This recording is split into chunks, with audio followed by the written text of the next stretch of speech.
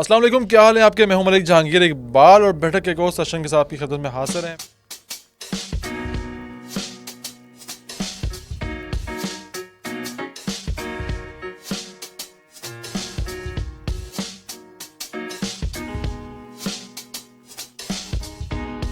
बैठक के एक सेशन के साथ आपकी खिदमत में हाजिर हैं। मेरे साथ हैं काजी मोहम्मद हारिस साहब और लास्ट पॉडकास्ट की तरह इस दफ़ा भी हमारे साथ हाजिर हैं जनाब अल्ताफ अहमद वजीर साहब, फैन फेवरेट। सलाम कैसे सलाम साहब। तो आज के हमारे मौज़ूआत डिफरेंट मौज़ूआत हैं। हम बात करेंगे ईरान पे कि इस्माइल हनिया की जिस तरह शहादत हुई उस पर थोड़ी सी बात करनी है। हमने पेरिस ओलंपिक्स को भी थोड़ा सा कंटिन्यू करना है। वहाँ पे जो एक ट्रांसजेंडर या ट्रांस वुमेन वाला जो सीन चल रहा है उसके पीछे क्या हकीकत है। इसके अलावा जियो पॉलिटिक्स से बात करेंगे, करंट अफेयर्स से बात करेंगे, दुनिया भर में जो कुछ चलता रहा या माजी में जो चलता रहा उसकी भी थोड़ी सी नज़र डालेंगे। तो चलें शुरू करते हैं। ओके, सबसे पहले काजी साहब जी सर और अल्ताफ साहब आप भी। ईरान में एक बहुत ही अफसोसनाक हादसा पेश आया, वाक़या हुआ है। वो हुआ यूँ कि ईरानी सदर जो थे मसूद पज़ेश्कियान, उसकी तकरीब थी सदारती उसकी हल्फ बर्दारी की। वहाँ सारी दुनिया से मुख्तलिफ बुलाए गए थे, बंदे बुलाए गए थे, सरबराहान मुमलिकत हो गए, वज़ीर ख़ारजा हो गए, दावतनामा दिया गया था। उसी में शामिल थे हमास के रहनुमा इस्माइल हनिया भी। अच्छा जी, अब सीन ये हुआ जब वो दावत तकरीब मुकम्मल हो गई तो फिर जब ये रात को अपने जो कंपाउंड, एक खुफिया कंपाउंड में इनको रखा हुआ था, वहाँ ये गए ईरान के कैपिटल में, वहाँ इनको हिट करके शहीद कर दिया गया। इस्माइल हनिया साहब भी गए और उनके साथ जो उनके गार्ड थे वो भी शहीद हो गए। अब यहाँ पे बड़ा ऑफ सीन ये हो गया कि इसराइल ने ऐलान किया हुआ था 7 अक्टूबर से कि हम मारेंगे इनको, ठीक है। अब उसमें अब डायरेक्ट नाम लिया जा रहा है कि इसराइल ने ये काम किया है। इसराइल ने अभी तक इसकी ज़िम्मेदारी कबूल नहीं की है। तो ऑफ सीन ये हुआ है कि भाई ईरान को बहुत सारे धचके लग चुके हैं पिछले कुछ सालों में, समझ लें आप। एक तो जो उनके कासिम सुलेमानी को जो है हिट किया अमेरिका ने इराक में, उसके बाद दमिश्क में एम्बेसी पे हमला किया इसराइल ने, और फिर पाकिस्तान के साथ भी थोड़ी सी चिपलिश ईरान की हो गई थी। तो ईरान की जो मोनोपोली है ना उस रीजन में वो बहुत सेवरली हिट हुई है। यहाँ तो ईरान कह रहा है कि भाई उसको एक किसी प्रोजेक्टाइल के ज़रिए हिट किया गया, किसी ड्रोन हमले के ज़रिए हिट किया गया। बट मेरा अपना ज़ाती तौर पे कहना है और न्यूयॉर्क टाइम्स से भी कहना है कि भाई वो पहले से जो बम था वो प्लांटेड था 2 महीने पहले से। दो महीने पहले से 2 महीने पहले से प्लांटेड था और 4 कमरों में बम थे। इसको हिट किया गया। और क्योंकि अब ऑफ सीन इसमें ये हो रहा है ना कि जितनी भी खबरें आ रही हैं ना इस वक्त मीडिया की, वो ईरान के स्टेट कंट्रोल मीडिया से आ रही है। जिस तरह ईरान कहेगा वैसा ही वो सही बात है दिया जाएगा। उस पर भी इन्वेस्टिगेशन हो रही है। इन्वेस्टिगेशन हो रही है। गिरफ्तार भी किए उन्होंने अपने 2 बंदे गिरफ्तार हुए हैं इंसारुल महदी के। इंसारुल महदी बहुत ही समझो कि एलीट किस्म का यूनिट है। इंसारुल महदी, इंसार का मतलब फारसी में होता है मदद करने वाला, अरबी में अरबी में भी, फारसी में भी ये मतलब है उसका। इंसारुल महदी, महदी की मदद करने वाला, मतलब कि एक बहुत ही एलीट किस्म का यूनिट है जिन्होंने एंड ऑफ टाइम्स के लिए बनाया हुआ है कि जब हज़रत मेहदी अलैहिस्सलाम का ज़हूर होगा तो इस तरह के यूनिट जो हैं वो उनकी मदद करेंगे।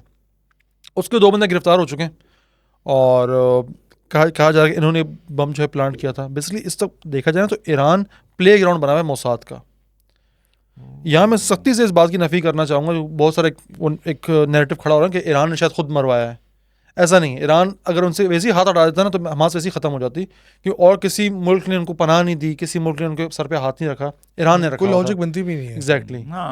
ईरान का मसला ये है ना कि ईरान के अंदर एक तो मोसाद बहुत तेज़ी से फैल चुका है और दूसरा वहाँ पे ये सीन है कि वहाँ पे 2 एजेंसीज हैं बेसिकली जिनकी आपस में नहीं बन रही है।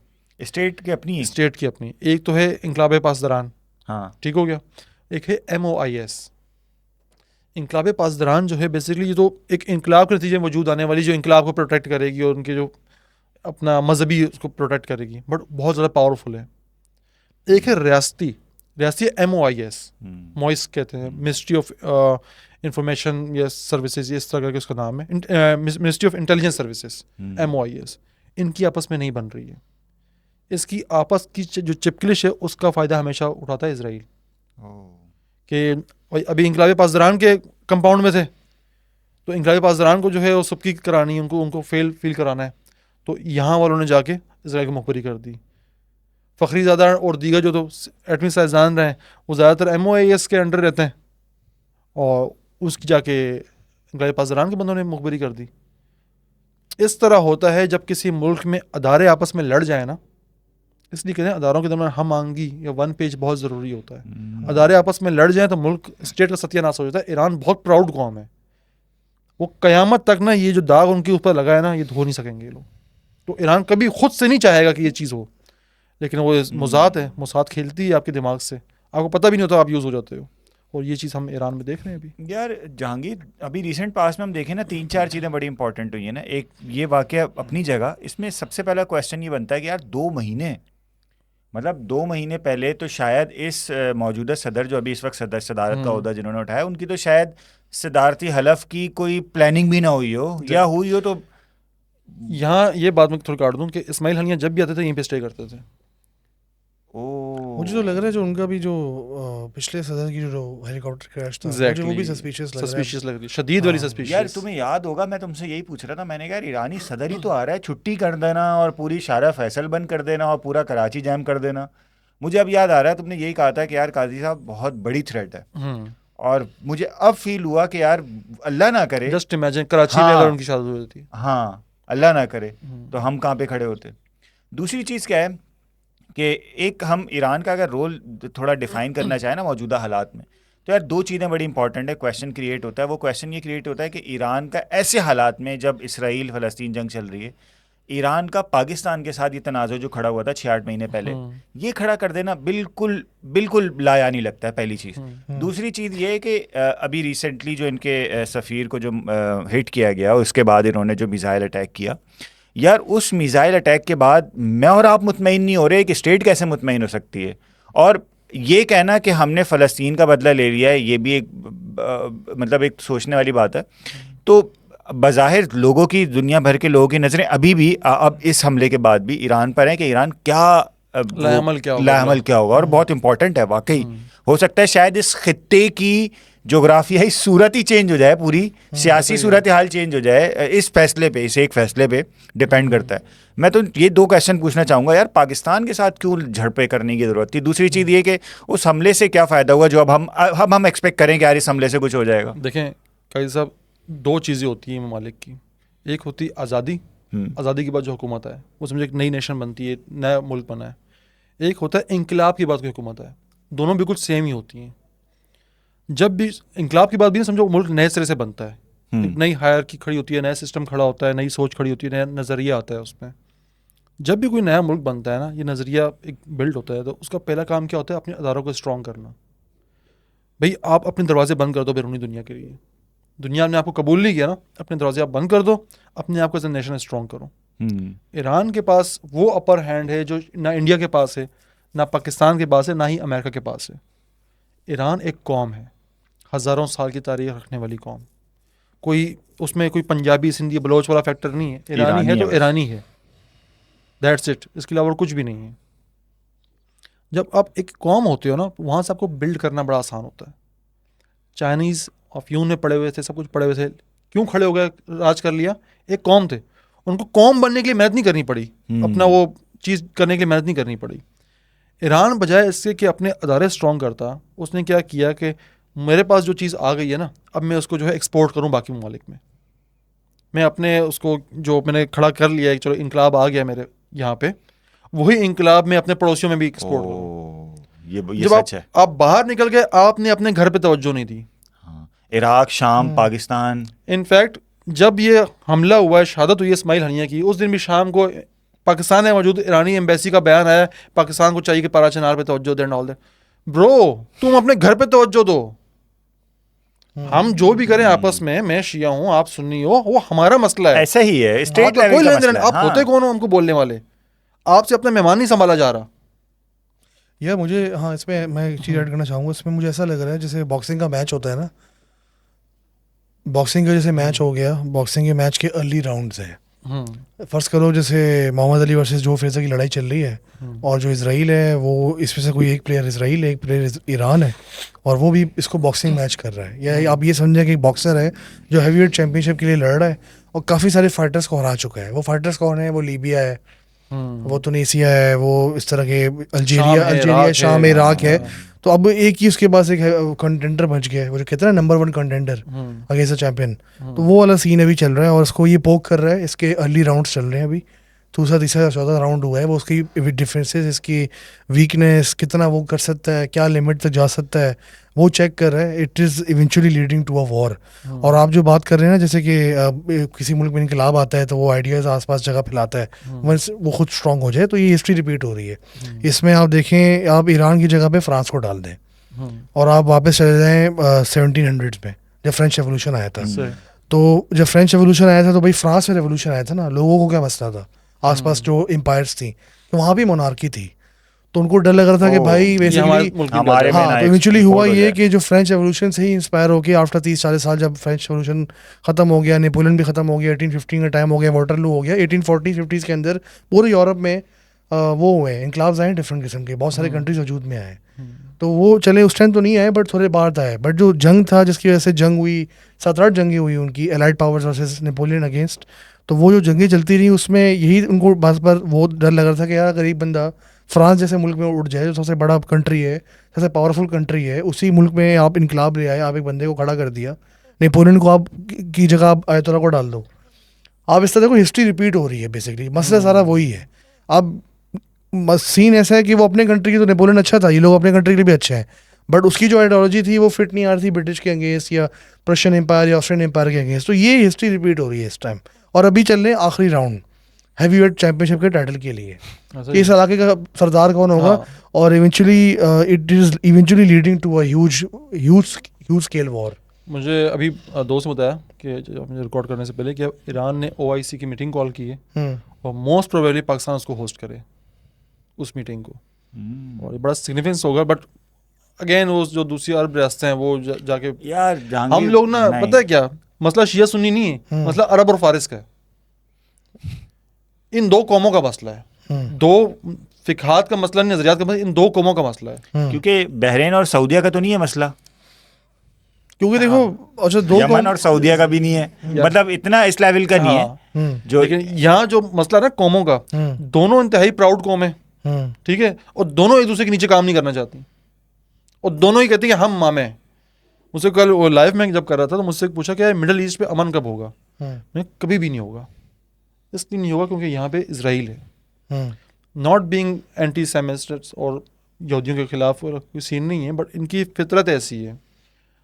ये यूरोप में थे, 2000 साल तक दरबदर रहे, किसी मुल्क ने इनको कबूल नहीं करते थे, इनको निकाल दिया जाता था। वजह ये थी कि क्रिश्चियंस जो थे वो सूद नहीं करते, हलाल नहीं है, उस पर काम नहीं करते। यहूद जो है वो आपस में तो नहीं करते सूद, लेकिन दूसरों को देते हैं। अब ये क्या करते हैं, जिस भी रीजन में जाते हैं वहाँ इंस्टीट्यूशन जो थे जितने मालियाती, वो सूद के निज़ाम पे चलाते, सारी पावर इनके हाथ में आ जाती, यहाँ तक कि वो मुल्क बर्बाद होने लग जाता। तो बादशाह तक बात जब पहुँचती क्या ये फितना इन लोगों ने फैलाया, तो बादशाह इनको अपने इलाकों से निकाल देता था। सेम यही हुआ था जर्मनी में। After the world war 1 the leaders he said, नाम ले सकते यार, देखो स्ट्राइक लिख देती, क्या करें। उसने कहा कि भाई कि क्योंकि जर्मनी हो गया था बैंकरप्ट वर्ल्ड वॉर 1 के बाद, हमें तो एक नैरेटिव पढ़ाया जाता है ना भाई, उससे कौम की नस्ल की बुनियाद पर उनको मारा गया है, इस तरह नहीं मारा गया।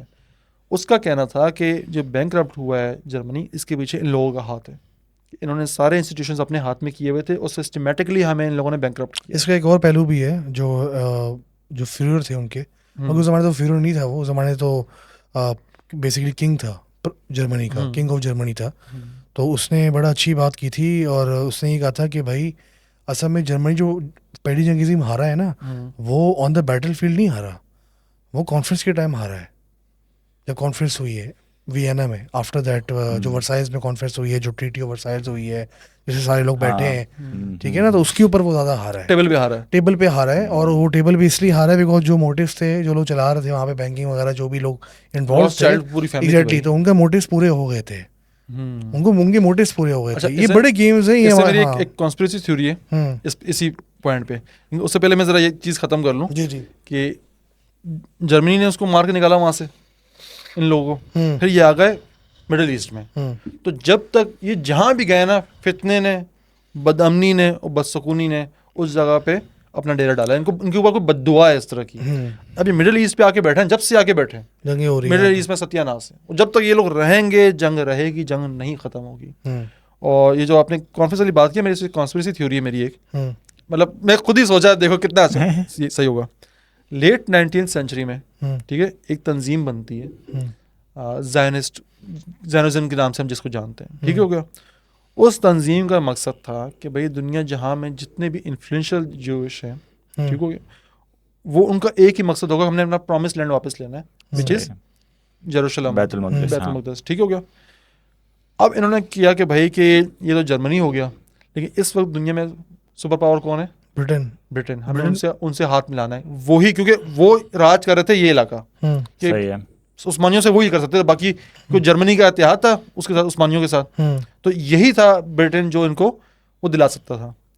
अब ब्रिटेन की और जर्मनी की आपस की एक खुन्नस चल रही थी दुनिया पे राज करने की, बहरी बेड़ों पे, ऑल दैट, वो मैं आपसे डिटेल ले दूंगा उसके। इन्होंने मिलाया हाथ अंदरूनी खाना क्वीन से, किंग से, क्वीन से, जो भी था उससे बरतानिया में, कि भाई हम जर्मनी को अंदर से तोड़ते हैं, आप हमें हमारा प्रॉमिस लैंड दोगे। कहा ठीक है भाई, काम करो, इंस्टीट्यूशंस इनके पास है। इन्होंने ऐसा ऐसा जर्मन कौम को तोड़ना शुरू कर दिया, बेकारी बना दिया। वर्ल्ड वॉर 1 के बाद तो लिटरली बेकारी बन गया था, पाकिस्तान से ज़्यादा बुरा हाल हो गया था जर्मनी का, लिटरली। तो वो सर उठाने के काबिल नहीं बचा था इंग्लैंड के। इसीलिए कि जब फिर जंग हुई, जंग अज़ीम दोम हुई, हिटलर की क़यादत में जर्मनी फिर से उठा और एक ताकतवर फौजी ताकत बना। लेकिन फिर आपको पता है इसके यहीं से ज्यूइश उठे थे साइंटिस्ट जो यूएस चले गए थे, सारा जो है अपना एटमी प्रोग्राम जो है वो सामने उनके रख दिया, सारी मतलब धोखेबाजी की उनके साथ दोबारा से, और जंग जो है जर्मनी हार गया। जर्मनी जंग हार गया, बरतानिया फातेह हुआ, बरतानिया ने अपना प्रॉमिस कर दिया पूरा। क्या तुक बनती थी कि वहाँ से उठा के मशरक़ वस्ती में लाके बसाने की इनको। इसमें मैं 2-3 चीज़ें और तो ये प्रॉमिस फुलफिल किया दोनों ने बेसिकली। इसमें ये तो कॉन्स्पिरेसी थ्योरी नहीं है, you are absolutely stating facts, यही बात है सारी। और अगर आप देखा जाए तो नेपोलियनिक वॉर्स के अंदर, क्योंकि भाई वो कहते हैं कि बड़ी जो जंग थी ना, वो जंग थी basically whale versus elephant. Whale थी ब्रिटेन क्योंकि वो नेवल पावर थी, एलिफेंट था फ्रांस जो कि लैंड आर्मी थी बहुत बार। तो उन्होंने बड़े अच्छे इनिशिएटिव्स लिए नेपोलियन साहब ने, और काफ़ी सारे उसने रिफॉर्म्स किए, बहुत बड़ी उनकी आर्मी थी। उसको कहते थे ग्रांड आर्मी फ्रेंच के अंदर, उसके डिफरेंट कोर्स से ठीक ठाक बड़ी आर्मी थी, मिलियन से अबव उस ज़माने में। और इवेंचुअली हुआ ये कि ब्रिटेन ने फाइनेंस करना शुरू कर दिया बाकी सारे कंट्रीज़ को, बाकी सारी पावर्स को, कि इससे लड़ो। और अच्छी खासी जंगों में ब्रिटेन ने खुद लैंड आर्मी बहुत कम भेजी, सारा जो उसने ब्लॉकेट कर दिया, ट्रफलगर की जंग वो जीत गया ताकि नेवल डोमिनेंस कंटिन्यू रहे। बाकी जो मेजॉरिटी लैंड जंगें की है ना, वो बाकी एम्पायर्स ने की हैं। अब बड़ी मज़े की आपको मैं सुनाता हूँ एक फैक्ट कि आपके ख्याल से किसने फंड किया था ब्रिटिश गवर्नमेंट को वाटरलू से पहले? किसने पेमेंट गिराई थी मिलियंस ऑफ पाउंड्स की? रॉथस्चाइल्ड ने, way back in 1800s। Rothschild वो ज्यूश फैमिली जिसके पूरे एग्जैक्टली यूरोप में बैंकिंग का निजाम खड़ा किया। एग्जैक्टली, तो ये उन्होंने जब किया ना, और आपको मैं ये भी बता सकता हूँ कि आप जो कहते हैं ना कम्युनिज्म हो गया और सोशलिज्म हो गया और ये हो गया वो हो गया, अभी हुआ ये कि सोशलिज्म बेसिकली उन्होंने लॉन्च करना था, सोशलिज्म एज आइडियोलॉजी बनानी थी उन्होंने, ठीक है, बट वो क्या यहूदियों ने, ठीक है, बट वो इवेंचुअली चीज़ क्या बन गई, वो कम्युनिज्म और स्टालिनिज्म में कन्वर्ट हो गया, तो आउट ऑफ कंट्रोल हो गया। आपके ख्याल से लेनिन को बोल्शेविक्स के पास किसने भेजा था ट्रेन में बैठा के? लेनिन कहाँ स्टे कर रहा था? लेनिन वाज इन जर्मनी, तो Lenin was kind of working for them and they basically launch Lenin into Bolsheviks, ताकि वो फर्स्ट वर्ल्ड वॉर जो है वो खत्म की तरफ आए, ताकि फ्रैंकेनस्टाइन मॉन्स्टर बन गया। हाँ, क्योंकि वो था क्या बोलते हैं, रशिया था, वो तो फर्स्ट वर्ल्ड वॉर में बहुत पिटा है। इतनी गंदी हालत थी कि 3 सोल्जर्स थे, एक के पास राइफल होती थी, 2 जो है वो बुलेट लेके घूम रहे होते थे कि वो मरेगा तो मैं उठाऊंगा, वो बोलता था ये मरेगा तो मैं, ये वाले हालात थे रशिया के। तभी वो रशियन रेवोल्यूशन आया और बाद में ज़ार की फैमिली को उड़ा दिया और कम्युनिज्म वहाँ पे इस्टेब्लिश हो गई। तो ये सब चीज़ें आपस में लिंक्ड है। तो ये मैं असल में एक चीज़ इसमें मेरा जो क्वेश्चन बन रहा है ना, वो ये है कि जर्मनी सेकेंड वर्ल्ड वॉर के बाद ना, अगर हम जर्मनी में देखें ख़तरनाक तरीके का ना रिसेशन आया, कहते हैं कि एक्चुअली फर्स्ट वर्ल्ड वॉर के बाद, सेकेंड नहीं फर्स्ट वर्ल्ड वॉर के बाद 1921 में कहते हैं कि शायद जून में एक अखबार 0.3 मार्क का था, वो 1.5-2 महीने बाद वो 10 मार्क का हो गया, फिर वो 100 मार्क का हुआ, फिर 1000 मार्क का हुआ। 1.5-2 साल के अंदर अंदर ना वो 0.3 मार्क का जो अखबार था वो 70 मिलियन तक पहुंच गया मार्क्स तक। इतनी खतरनाक महंगाई हुई। अब जो हिस्ट्री की बुक्स हैं और जो इकोनॉमिक्स वगैरह जो इकोनॉमिस्ट कहते हैं वो कहते हैं कि इस पे ना इन्होंने काबू, ये 1.5-2 साल बाद ना उनको पता चला, तो उन्होंने इस पे काबू पाने के लिए क्या स्ट्रेटेजी ली। वो स्ट्रेटेजी बड़ी सिंपल थी कि इन्होंने अपना बैंक जो था ना, स्टेट बैंक, सेंट्रल बैंक, वो इन्होंने प्राइवेट कर दिया। उन्होंने कहा हम पैसे छापेंगे ही नहीं। असल में ये सारी पेमेंट इनको करनी थी अलाइस को, और ये अलाइस को पेमेंट करने के चक्कर में मारे गए। इनके अपनी जो है ना इतनी ज़्यादा इन्होंने नोट पे छापे कि इतना रिसेशन आ गया। अब इसका मतलब ये कि यार स्टेट बैंक या सेंट्रल बैंक का एक डिसीजन आपकी इकोनॉमी को संभाल सकता है, और सेंट्रल बैंक का एक डिसीजन आपकी इकोनॉमी को तबाह भी कर सकता है। तो इसमें बज़ाहिर ऐसा लगता है कि शायद ये किसी एक्स्ट्रा इंस्टीट्यूशन का जो इससे बाहर हो, उसका क्या इतना बड़ा कोई रोल हो सकता है? यार मैं तो बोलता हूँ कि यार अगर आप आजकल की एग्जांपल ले रहे हैं, आप जर्मनी को छोड़ें, अभी क्या यूएस में क्या चल रहा है? यूएस फेड एक अलग डिपार्टमेंट है, यूएस गवर्नमेंट अलग है, उससे इंटरेस्ट रेट बढ़ाए हुए हैं। ट्रम्प चीख रहे हैं इंटरेस्ट रेट कम करो ताकि लोगों के पास मनी सप्लाई बढ़े, मनी सप्लाई बढ़ेगी, लोग बिजनेस में इन्वेस्ट करेंगे। वहाँ पे अलग सिचुएशन खड़ी हुई है। आप खुद सोचो ना कि अमेरिका ठीक है, बहुत बड़ा मुल्क है, बहुत सारी रिसोर्सेज हैं, बट अमेरिका अपना तेल नहीं निकालता, जबकि अमेरिका में इतना ज़्यादा तेल है जितना सौदे के पास भी ना हो। ठीक है, ये आपको मैं एक्चुअल फैक्ट बता रहा हूँ, सबसे ज़्यादा बहुत सारे रिजर्व्स हैं, बट वो नहीं निकालता। ठीक है, उसने सारा टाइम एक अजीब सिस्टम बनाया हुआ है। कभी स्टॉक हर 8 साल बाद 9 साल बाद स्टॉक मार्केट कोलैप्स होता है। इतनी बड़ी आर्मी, इतनी बड़ी नेवी, इतने बड़े बहरी बेड़े, दुनिया के जिस कोने में चाहे अमेरिका पहुंच जाएगा, तो बड़े पहुंच जाएगा। ये पैसा कहाँ से आ रहा है? उन्होंने पब्लिक डेट है, उन्होंने बॉन्ड्स बेचे हैं, उन्होंने 34 ट्रिलियन वो डेट में गए हुए हैं। अब जब द मोमेंट जो ट्रम्प ने भी अभी recently before his assassination attempt काफ़ी महीने पहले उसने बात की थी इसी कैंपेन के अंदर कि once I am back in power ना, strict decision will be taken regarding those countries who are trying to dedollarise their economies, third अपनी करेंसी जो यूज कर रहे हैं। तो क्योंकि उनको बड़ा खतरा है कि जब करेंसी वीक उनकी जब हट जाएगी तो वहाँ यूएस से, वीक हो जाएगा, यूएस बर्बाद हो जाएगा। यूएस लिटरली रोड पे आ जाएगा और उसके बाद कोई चारा नहीं है। 34 ट्रिलियन वो डेट में, और अभी भी अगर इसको आप कंटिन्यू करते रहे तो ये आपको ले आती है 1912 में जब टाइटैनिक डूबी थी। वो टाइटैनिक डूबी है, उससे बाद ही फेडरल रिजर्व बना है। यार एक सवाल है अल्ताफ साहब आपसे, क्योंकि आप बता सकते हैं मुझे इस बारे में। टाइटैनिक डूबना क्या ये हादसा था एक? यार टाइटैनिक डूबी है, अब मे बी इट्स एक चलो और आसान करता हूँ, कौन लोग थे उसमें? टाइटैनिक के डूबने से कौन से लोग चढ़ गए? हाँ यार वो लोग कौन लोग थे जो मरे? तो कुछ लोग चढ़ नहीं, गए। वो लोग चल गए। वो एक बेसिकली ग्रुप था, एक लॉबी थी जो चाह रही थी फेडरल रिजर्व को कायम किया जाए और यूएस का जो डॉलर्स को प्रोटेक्ट किया जाए। उसके लिए उन्होंने एक स्पेशल सर्विस निकाली थी, सीक्रेट सर्विस, जिसको आज आप जानते हो प्रोटेक्शन के लिए। सीक्रेट सर्विस के 2 काम है, protecting the families of all the congressmen, all the politician including the president, plus their job is to protect the US dollar and to ensure के काउंटरफिटिंग ना हो। मेन रोल उनका ये था। ठीक है, तो ये उन्होंने तभी स्टार्ट किया फेडरल रिजर्व वगैरह, और तभी वो सारी पावर अपने पास रखी यूएस को चलाने के लिए। यूएस जैसे कंट्री को भी फेडरल रिजर्व चलाता है, गवर्नमेंट तो अपनी हरकतें करती है। ये जो बात कर रहा है ना, इतनी इंपॉर्टेंट है डी डॉलराइज करने वाली बात ना। मैं आपको एक चीज़ बताऊं कि अमेरिका की ना जो टोटल जीडीपी है उसका लेस देन 10% अनडॉक्यूमेंटेड है, सही है, और पाकिस्तान की जीडीपी का अराउंड 40% अनडॉक्यूमेंटेड है। उसके बावजूद यूएस का debt to GDP ratio more than 100%, 110% है। 122% अभी हो जाएगा, 122% अभी हो जाएगा। देखो अभी आई थिंक इट्स अराउंड 99 या 110 के बीच में, 100 से ऊपर है। 100 और से ऊपर पाकिस्तान है। का debt to GDP ratio around 90%। लेकिन पाकिस्तान की इकोनॉमी तबाह है, और पूरी दुनिया की डी डॉलराइजेशन की जो बात की है ना, वो इतनी इंपॉर्टेंट है कि यार दुनिया में अगर डॉलर वीक हुआ, यूएस वीक है, और यूएस वीक हुआ तो दुनिया में तमाम माशी निज़ाम ढह नहीं जाएगा। ये चल रहा है। ये मैं आपको बेसिक लेवल से बताता हूँ। ये जो 34 ट्रिलियन डेट है ना भाई, अब ये क्या है? फॉर एग्जांपल आप यूएस गवर्नमेंट हो, ठीक है, आपने ट्रेजरी बिल लॉन्च की है, आपने मार्केट को बोला भाई ये मेरा ट्रेजरी बिल है, अपना 1000 रुपये का ट्रेजरी बिल लिया, आपको 6% रिटर्न मिलेगा। ठीक है, अब जो इसमें सिर्फ लोगों ने इन्वेस्ट नहीं किया, यूएस वालों ने, इसमें सारी वॉल स्ट्रीट कंपनियों ने भी इन्वेस्ट किए हुए। इसमें बड़े बड़े जो बड़ी मेजर इकॉनमीज दुनिया की, चाइना वाइना सब, I think China is the second most जिससे सबसे ज़्यादा इन्वेस्ट किया हुआ है यूएस ट्रेजरी बिल्स के अंदर। तो अगर ये यूएस इकोनॉमी डाउन होती है और यूएस इकोनॉमी वापस नहीं पे कर सकती है सारे बॉन्ड्स, तो पूरी दुनिया बर्बाद हो जाएगी। चाइना भी जाएगा। ट्रेजरी बिल क्या होता है यार? ये मैं इसको आसानी से ना समझाने की कोशिश करता हूँ। मुझे समझाओ। हाँ, असल में एक बिल्कुल लेमैन के एसेट्स है ना। फॉर एग्जांपल मुझे पैसे चाहिए, ओके मेरे पास पैसे नहीं है, मुझे एक बहुत बड़ा कोई प्रोजेक्ट बनाना है, मेरे पास पैसे नहीं है, तो दो तरीके हैं, या तो ये कि मैं उधार ले लूँ लेकिन कोई इतना बड़ा उधार मुझे देगा नहीं। दूसरा तरीका ये कि मैं एक कागज़ का एक समझ लो एक बॉन्ड इशू करूँगा। मैं आपको कहूँगा यार ये 1,000 रुपये का आप ये बॉन्ड ले लें और मैं आपको एक स्पेसिफिक रेट पर 10 साल तक इस पे मैं आपको 10% इंटरेस्ट दूंगा और 10 साल बाद ये आपको आपके 1,000 रुपये वापस मिल जाएंगे।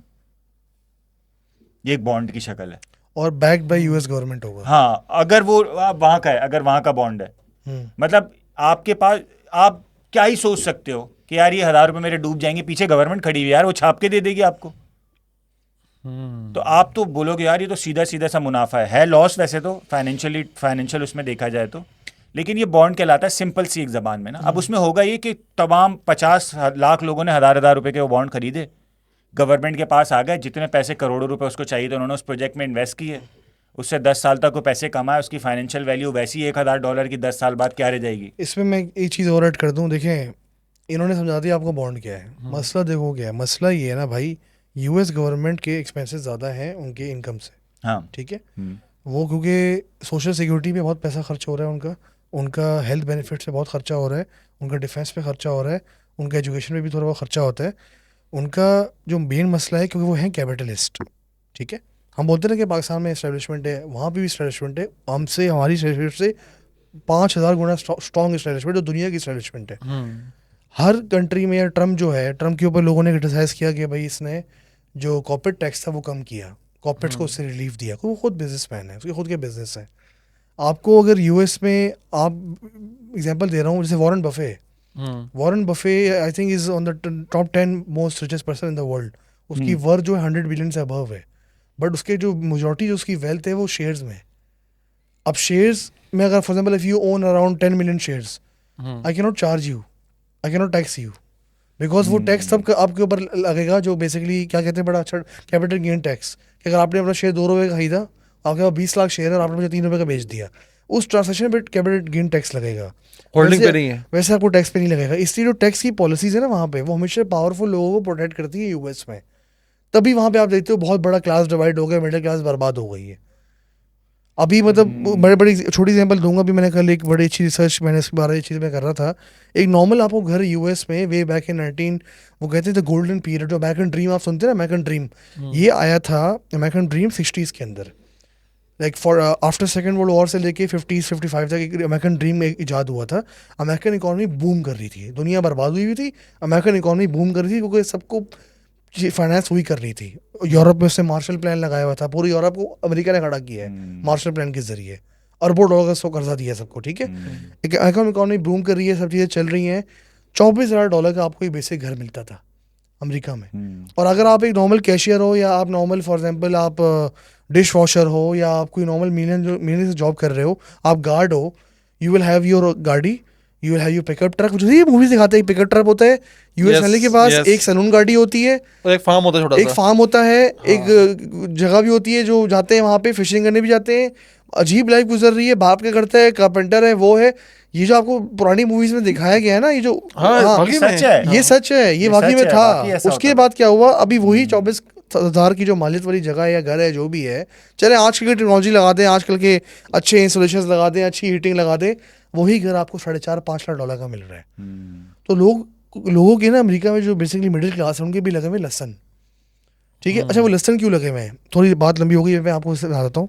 अभी जितना डॉलर दुनिया में घूम रहा है ना भाई, मोर देन 50 to 60% प्रिंट हुआ है कोविड के टाइम, ठीक है। अब वो प्रिंट इसलिए हुआ, लोगों को गवर्नमेंट ने पैसे देने थे कि आपकी जॉब चलेगी, आप पकड़ो, रोडों पे ना हो, कोविड चल, ठीक है। लोगों ने वो स्टोर किए, लोगों ने स्पेंड नहीं किए बिकॉज कोविड चल रहा था। कोविड खत्म हुआ, हवा खत्म हुआ, कोविड खत्म हो गया, दुनिया दोबारा स्टार्ट हुई, लोगों ने स्पेंड करना शुरू कर दिया। जब लोगों ने स्पेंड करना शुरू कर दिया, चीज़ों की डिमांड बढ़ी, इन्फ्लेशन बढ़ गई। तभी अमेरिका में जब इन्फ्लेशन बढ़ी, फिर इंटरेस्ट रेट बढ़ा दिए। अब वहाँ पे आकर डेडलॉक फंसा हुआ है, 2024 हो गया।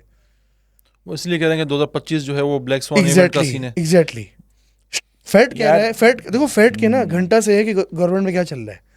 फेडरल रिजर्व को बेसिकली डॉलर को प्रोटेक्ट करना है। हाँ, ये आप समझ आए, यहूदी एग्जांपल यहाँ से जो उसको लिंक कर दिया मैंने, वो फेडरल रिजर्व कौन चला रहा है, वही ज़ायनिस्ट चला रहे हैं, वही रॉथस्चाइल्ड चला रहे हैं, वही यहूदी चला रहे हैं, वही उनके मालिक हैं। उनको डॉलर को प्रोटेक्ट करना है, उनको बैंकिंग सिस्टम को प्रोटेक्ट करना है। यार वो सुनते थे ना कि रोटी की जो तलब है ना, ये कुफर तक ले जाती है। कादल फकरो ये कौन पश्तो में बड़ी अच्छी बात और है। हाँ, पश्तो जो में हाँ, कंट्रोल करेगा ये बैंकिंग निज़ाम, ये रोटी का निज़ाम, रोटी ना बेसिकली बैंक पैसा रोटी, वो दुनिया कंट्रोल करेगा। इसकी बड़ी सी यार ये एग्जांपल ना पश्तो में अभी भी है कि क्या? खेटा और खोटा will like you know bring you down.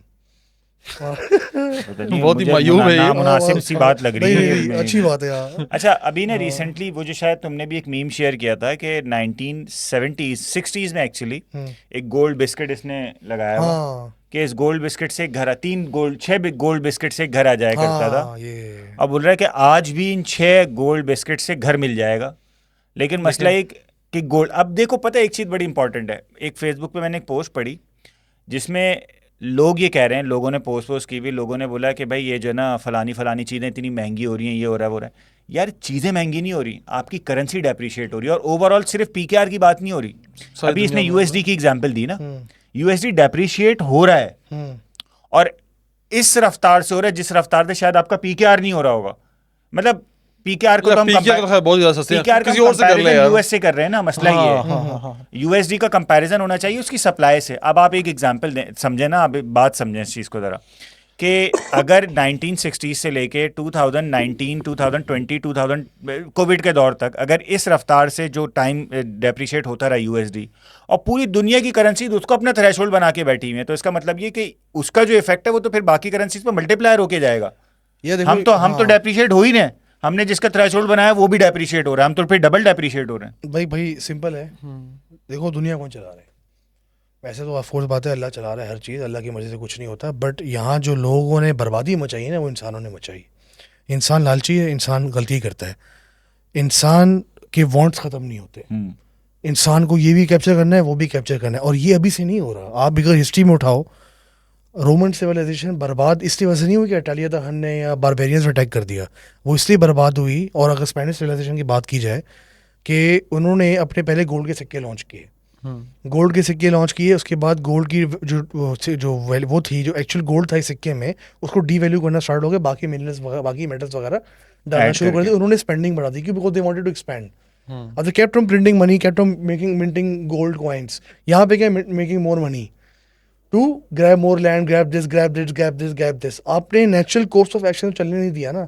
अब जो इसने गोल्ड वाली एग्जांपल दी है, भाई गोल्ड इज गोल्ड, वो मैं आपको भी एग्जांपल दी थी, मैंने खुद भी गोल्ड बाई किया था। मैंने जब बाई किया, अच्छा गोल्ड किया तो खास बात क्या है, आज महंगाई है ना और 10 साल बाद महंगाई है, गोल्ड का सिक्का क्या पड़ा हुआ है, वो आज भी आपको महंगाई लग रहा होगा, 10 साल बाद भी अपनी वैल्यू से पकड़ी होगी, जो एक फियाट करेंसी नहीं उसके टक्कर में कर सकती, बिकॉज उसकी वैल्यू कम है।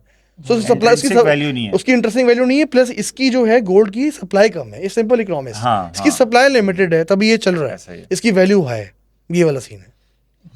यार ये तो बहुत ही ज्यादा वो अमेरिकन उसके अंदर हम चले गए जब इसको इस वाले टॉपिक को जब यही करता है, क्योंकि यार मेरा भी मजे का टॉपिक नहीं लगता यार। कौन सा वाला, ये इकोनॉमिक्स वाला? इकोनॉमिक्स वाला यार, अरे खैर है। हाँ लेकिन कहने का मकसद ये है कि जो करेंसी जो है कंट्रोल कर रहा है बेसिकली वही दुनिया को कंट्रोल कर रहा है। लबी लुबाब बातों का ये 1921 में भी ये मसला था, रोमन्स में भी ये मसला था, स्पेनिश सिविलाइजेशन में ये मसला था, और आज भी जो है ये मसला चल रहा है। तो मसला एक ही है कि जो करेंसी कंट्रोल करेगा वो दुनिया कंट्रोल करेगा। सर आपके मुल्क का मसला देख लें, आपके मुल्क का ये बता देंगे ना। अब ऐसे में भाई आप एक चीज बताएं, अब यहाँ कंक्लूजन निकल गया ना कि जो एक्सपेक्टेड करेंसी डॉलर, चलो डॉलर नाम ले लेते हैं, डॉलर को कंट्रोल करना चाह रहे हैं, डॉलर को स्टेबल करना चाह रहे हैं या रखना चाह रहे हैं। अब मुझे एक चीज बताएं, ऐसे में ये क्लेम कर देना कि कोई एक्सपेक्टेड डिजिटल करेंसी, चलो क्रिप्टो की बात कर लेते हैं ना, सीधे सीधा नाम लेते हैं, क्रिप्टो करेंसी आके इस फीड करेंसी को, जिसको हम पेपर करेंसी, इलेक्ट्रिक करेंसी, जो भी ई करेंसी हम कह रहे हैं, वो आके रिप्लेस कर लेगी। मैं तो इस चीज को मानता ही नहीं। यार देखो ना, रिप्लेस कर लेगी मतलब आप उसको बिल्कुल फारिग कर देंगे। समझे नहीं,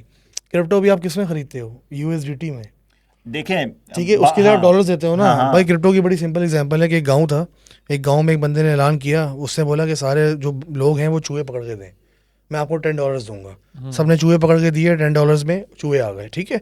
वो दोबारा गया, उसने बोला यार एक काम करो, $15 दूंगा, चूहे पकड़ के दो। लोगों ने दोबारा चूहे पकड़ना शुरू कर दिए।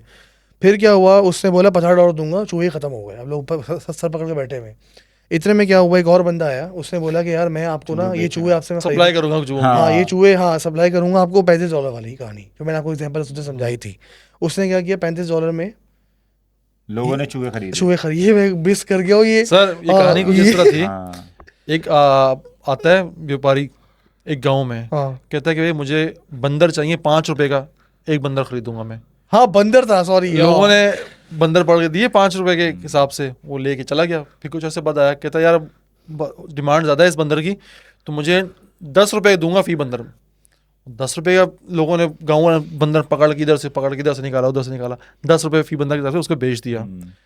दोबारा वो बंदा आया, कहता यार हाँ I got it, यार। अब एक बड़ा कॉन्ट्रैक्ट मिला है मुझे, तो उसके लिए मैं आप लोग को जो है ना 50 रुपए फी बंदर पे करूंगा, लेकिन मुझे बड़ी तादाद में चाहिए, बहुत बड़ा कॉन्ट्रैक्ट है मेरे पास। वो चला जाता, गाँव में बंदर बचा ही नहीं है।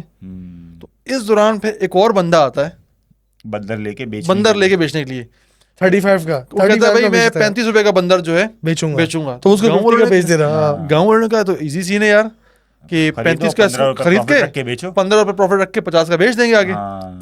वो आया जी बंदा, अपना गाँव वाले ने सारे बंदा खरीद लिए 35 रुपए के।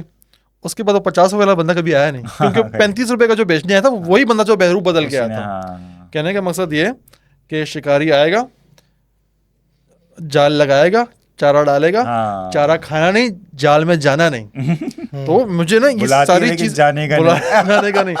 तो जितनी चीजें होती है ना कि आपको मैं महीने में लखपति बन जाए, हमारा कोर्स कर लें, ये करेंसी पकड़ लें, वो कर लें। सर मसला ये है कि 100 में से एक बंदा अपनी मेहनत से कामयाब होता है, एक या तुक्के से या मेहनत से। उस एक को मिसाल बना के ना 1000 बंदों को लूटते हैं। देखो जी ये अरबपति करोड़पति बन गया, तुम ही बनो। पॉन्जी स्कीम है, बड़े बड़े स्कीम्स हैं यार सारे के सारे। फिर ये अनकंट्रोल्ड है ना, ये कैसे चलाएंगे? सर ये इंसान जब से दुनिया में आया है ना, स्कैम्स करना, धोखे देना, लूट लेना, कहते हैं जब तक बेवकूफ़ बंदे जिंदा हैं ये शातिर इंसान कभी भूखा नहीं मरेगा। और बड़े मज़े की वो शेर है, उसका दूसरा हिस्सा है कि तू की जाने यार अमीरा, रोटी बंदा खा जाती है। वैसे इंसान रोटी को नहीं खाता, ये रोटी इंसान खा जाती है। खुदकुशी कर लेता है, मजबूर हो जाता है, डिप्रेशन में चला जाता है। अच्छा मैं समझा वोटी बंदा खा जाती है। रोटी भी खा जाती है।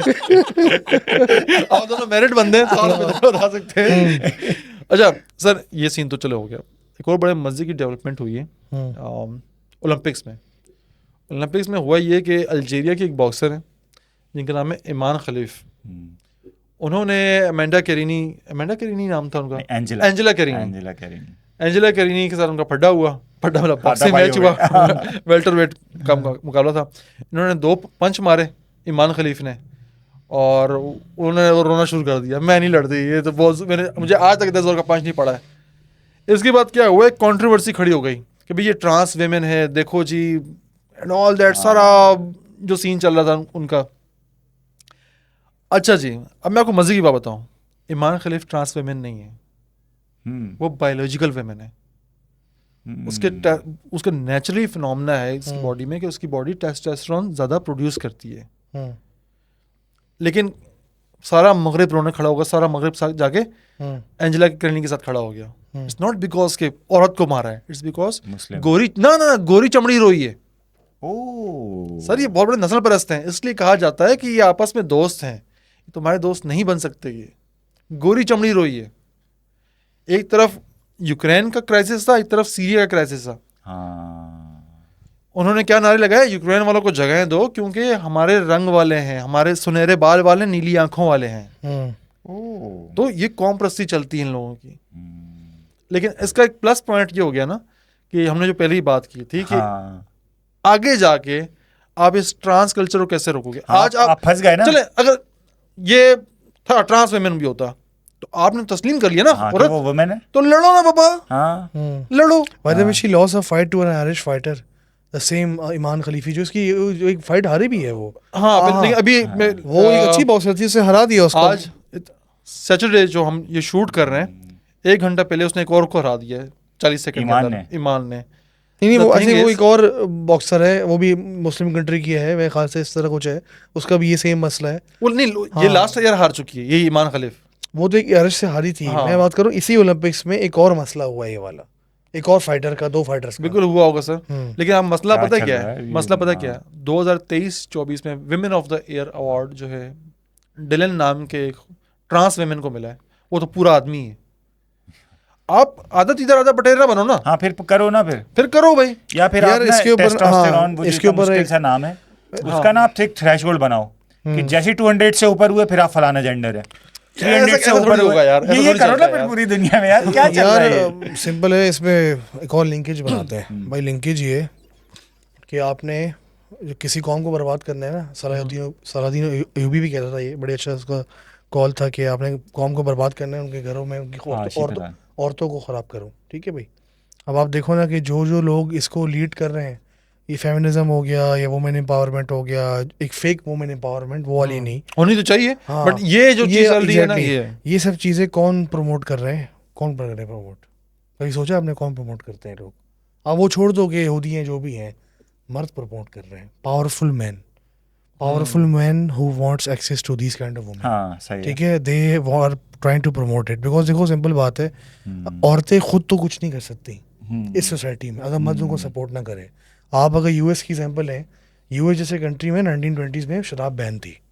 ठीक है, तो उसके लिए प्रॉपर एक वो कैंपेन की गई थी। एक HBO का बड़ा मशहूर शो भी है बॉर्डवॉक एम्पायर के नाम से, उसमें पूरा वो दिखाया है कि उस प्रोहिबिशन एरा की वजह से कितने सारे गैंगस्टर आ गए थे अमेरिका में। बड़ा अच्छा शो है, आपको मैं रिकमेंड करूंगा।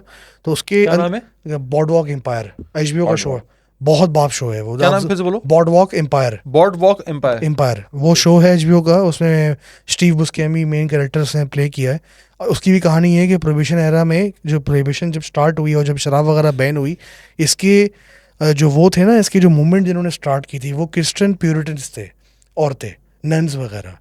क्योंकि उस ज़माने में शराब जो थी यूएस में बहुत ज़्यादा पी जाती थी सिटीज़ वगैरह में, और बहुत सारे घरों के अंदर डोमेस्टिक मसला था। तो ये सारी जो घर की औरतें थी, इन्होंने एक मूवमेंट स्टार्ट की कि इसको बैन करो। और एक प्रेसिडेंट ने प्रेशर में आके इसको बैन किया शराब को, और काफ़ी टाइम तक शराब बैन रही। उसकी वजह से क्राइम जो था 10x हो गए थे, वो आपने एक चीज़ बैन कर दी। वो जो मैं आपको समझा रहा था एथिकल वाली बात। ठीक है, तो इसी चीज़ को आप अगर लेके चलो ना, आज की दुनिया से कनेक्ट करो। उस ज़माने की प्यूरिटन्स जो औरतें थी जो कैंपेन कर रही थी, उनको भी किसी लोगों ने सपोर्ट किया।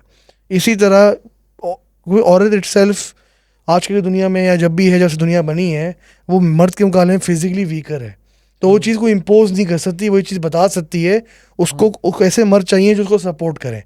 इस वाले केस में ना, ये जो पूरा मूवमेंट स्टार्ट हुई है, ये स्टार्ट ही उन दजाली लोग मर्दों ने की है जो चाह रहे थे कि यार अपना वो कल्चर के नाम पे कि इनको ख़राब करो, इन चीज़ों को प्रमोट करो ताकि हर चीज़ उल्टी सीधी हो जाए।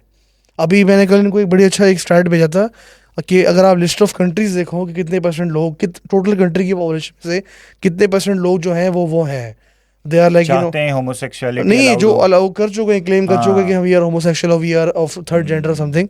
वो आई थिंक यूएस में इस टाइम 11% है। ठीक है, टर्की जैसे कंट्री में 3% 4% लोग हैं जो ये कन्वर्ट हो चुके हैं। तो this is a serious issue. अभी जैसे ट्रम्प ने बड़ी बात की थी कि भाई आई डोंट वांट प्रोनाउंस, मेरे ख्याल में स्टैट्स में थोड़ा सा शायद 11% तुम कह रहे हो। मैं तुम्हें पिक्चर कल भेजी थी ना, चेक कर। हाँ, इसमें ये था, मैंने जो मुझे याद है तुमने जो भेजी थी उसमें ये था कि एक सर्वे किया गया कि आप समझते हैं कि होमोसेक्सुअलिटी अलाउड होनी चाहिए, तो मोर देन 70% लोग यूएस में उन्होंने कहा था कि बिल्कुल अलाउड होनी चाहिए। और सबसे कम पाकिस्तान ज़ाहिर है उसमें नहीं था, ये टर्की का था। टर्की में कोई अराउंड 30%, 20 समथिंग % लोगों ने कहा था कि अलाउड होनी चाहिए, बाकी 70% ने इनकार किया था। ऑल दो पाकिस्तान जैसे कंट्री थे, मेरे ख्याल में शायद मोर देन 95% लोग ये कहेंगे, करते जो भी हो बहरहाल, लेकिन ये है कि हमारे यहाँ बहरहाल खिलाफ जाएंगे। हाँ, खिलाफ जाएंगे इस चीज़ के। अच्छा, इसमें अच्छा, ये चीज़ ना, ये बहुत बड़ा इशू है। किसी चीज़ का, आप किसी बुराई का ना, आपके दिमाग को बुराई तस्लीम करने से इनकार कर देना।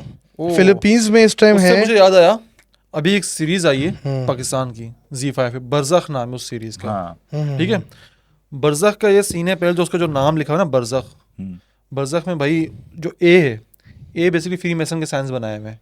वो प्रकार और वो दूसरा नहीं होता स्क्वायर वाला जो साइन होता है, उन दोनों को जोड़ के फ्री मेसन का डिफरेंट साइन होता है। वो पिरामिड साइन नहीं होता आई वाला, वो दूसरा डिफरेंट साइन होता है। एक प्रकार होता है और एक स्क्वायर वो होता है यूं करके।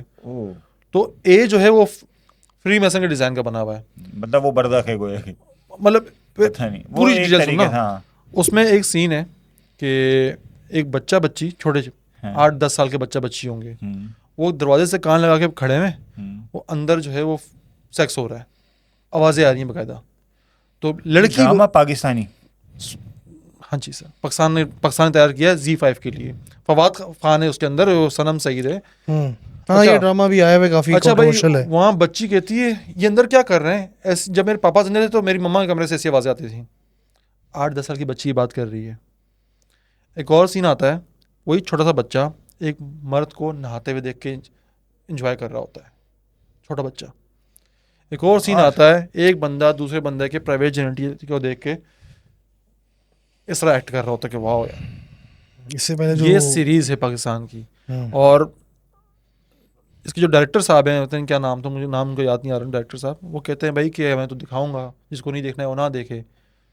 ये तो मतलब कि एक जो है नॉर्म है वो दिखाते हैं। भाई इससे तो लोग हकते भी हैं, तो हकते भी लोगों को दिखा दो। हाँ हाँ लाजमी नहीं होता कि जो चीज़ नॉर्मली जो चीज़ चल रही है उसको जो है प्रमोट भी किया जाए। हाँ। वो ये कहते हैं भाई आप आंखें बंद कर लो, आप जाके देखो नहीं। भाई एक बात नोट की तुमने, अभी तुम्हारी बात से मुझे एक खड़का हुआ दिमाग में, हो गया वेंटॉस दिमाग की बत्ती जला दे, वो वाला मोमेंट हो गया।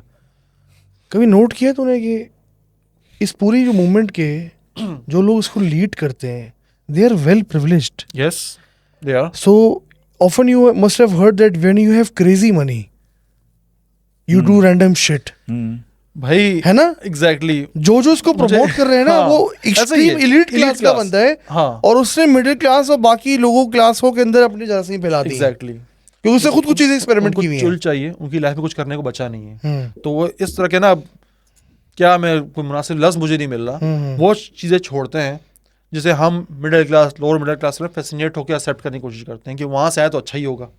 वही बात है ना कि अमीर फटी हुई जीन्स पहने तो फैशन है, गरीब बेचारा 1 करोड़ की जीन्स ही पहन लेना तो वो गरीब ही रहेगा, वो उसका वो गुर्बत ही रहेगी। इट्स अबाउट कि कहाँ से क्या चीज़ आ रही है। तो हमारी एलीट क्लास से यही चीज़ निकलती है। मुझे अब मज़े की बात याद आई कि मेरी जानने वाली थी, वो बीकन हाउस यूनिवर्सिटी में थी लाहौर में, और उनसे मेरी दिन बात चल रही थी, कराची आई थी मिलने के लिए, फैमिली फ्रेंड्स हैं। तो उन्होंने बड़ी अजीब बात की कि उस वक्त मुझे समझ नहीं आई थी। जहांगीर मेरी दोस्त का मसला है कि वो परेशान रहती है, उसकी लाइफ में कोई मसला नहीं है, टेंशन नहीं है उसकी लाइफ में कोई। बाद में वो बच्ची जो है जर्मोफोबिक हो गई, इस तरह कोई सीन हुआ। मतलब हर दूसरा तीसरा बच्चा, यार अगर आपका दिमाग इंगेज नहीं हो पा रहा ना हर तरह की कंडीशन से, तो वो भी मुख्तलिफ चीज़ें एज्यूम करना शुरू करते हैं। नफ्सियाती मराइज हो गया, बाकी सारी चीज़ें हो गई। ठीक इसी तरह ये जो गंद आता है ना, ये सिर्फ पाकिस्तान का मसला नहीं है, सारी दुनिया का मसला है। जितना भी इखलाकी तौर पे गंद आया है ना, एलिटों ने बर्बाद किया है। ये आपकी एलीट क्लास से नीचे आया है। हमें तो पता नहीं था हमने करना क्या, वो जाते हैं ये भी करो भाई, ठीक है भाई। असल में बताऊँ, अच्छा बड़ा सिंपल है। फर्ज करो आपके पास बिलियंस ऑफ डॉलर्स, ठीक है ना, और आप जो हैं वो थोड़े पागल हो गए और आपने डिफरेंट चीज़ें एक्सपेरिमेंट कर ली हैं। अब आप वो खुला करना चाह रहे हो, तो आप क्या करोगे? आप एक मंजन बनाओगे और आप मंजन से आप कोशिश करोगे ये चीज़ आम हो जाए। सोसाइटी के तेल लेने में आप तो ऑलरेडी अपनी जो रूह है ना वो बेच चुके हो शैतान को। तो ये सब चीज़ें लिंक्ड है। और दूसरी मुझे बात समझ नहीं आती, जितने भी डायरेक्टर्स हैं जो ये सो कॉल्ड एक्सपर्ट पाकिस्तानी हैं जो भी हैं, यार आपको मूवी बनानी है, आपके अंदर कितना कीड़ा काट रहा है। अब होता है बर्ज़ख का मतलब क्या है? मैंने कल सर्च किया था, या तो journey between the grave and the time between the grave and the final destination. हाँ, तो वो जो उसका टाइम है, बता दूं, हाँ, बर्ज़ख का मतलब ये है कि जब हमारी जब रूह परवास कर जाती है ना जिस्म से, तो कब्र से लेकर क़यामत तक के दरमियान जिस जगह ठहरती है उस जगह को बर्ज़ख कहा जाता है।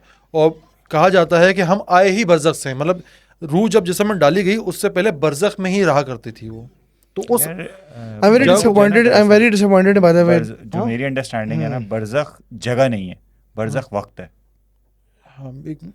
यार ये may be it's like a journey.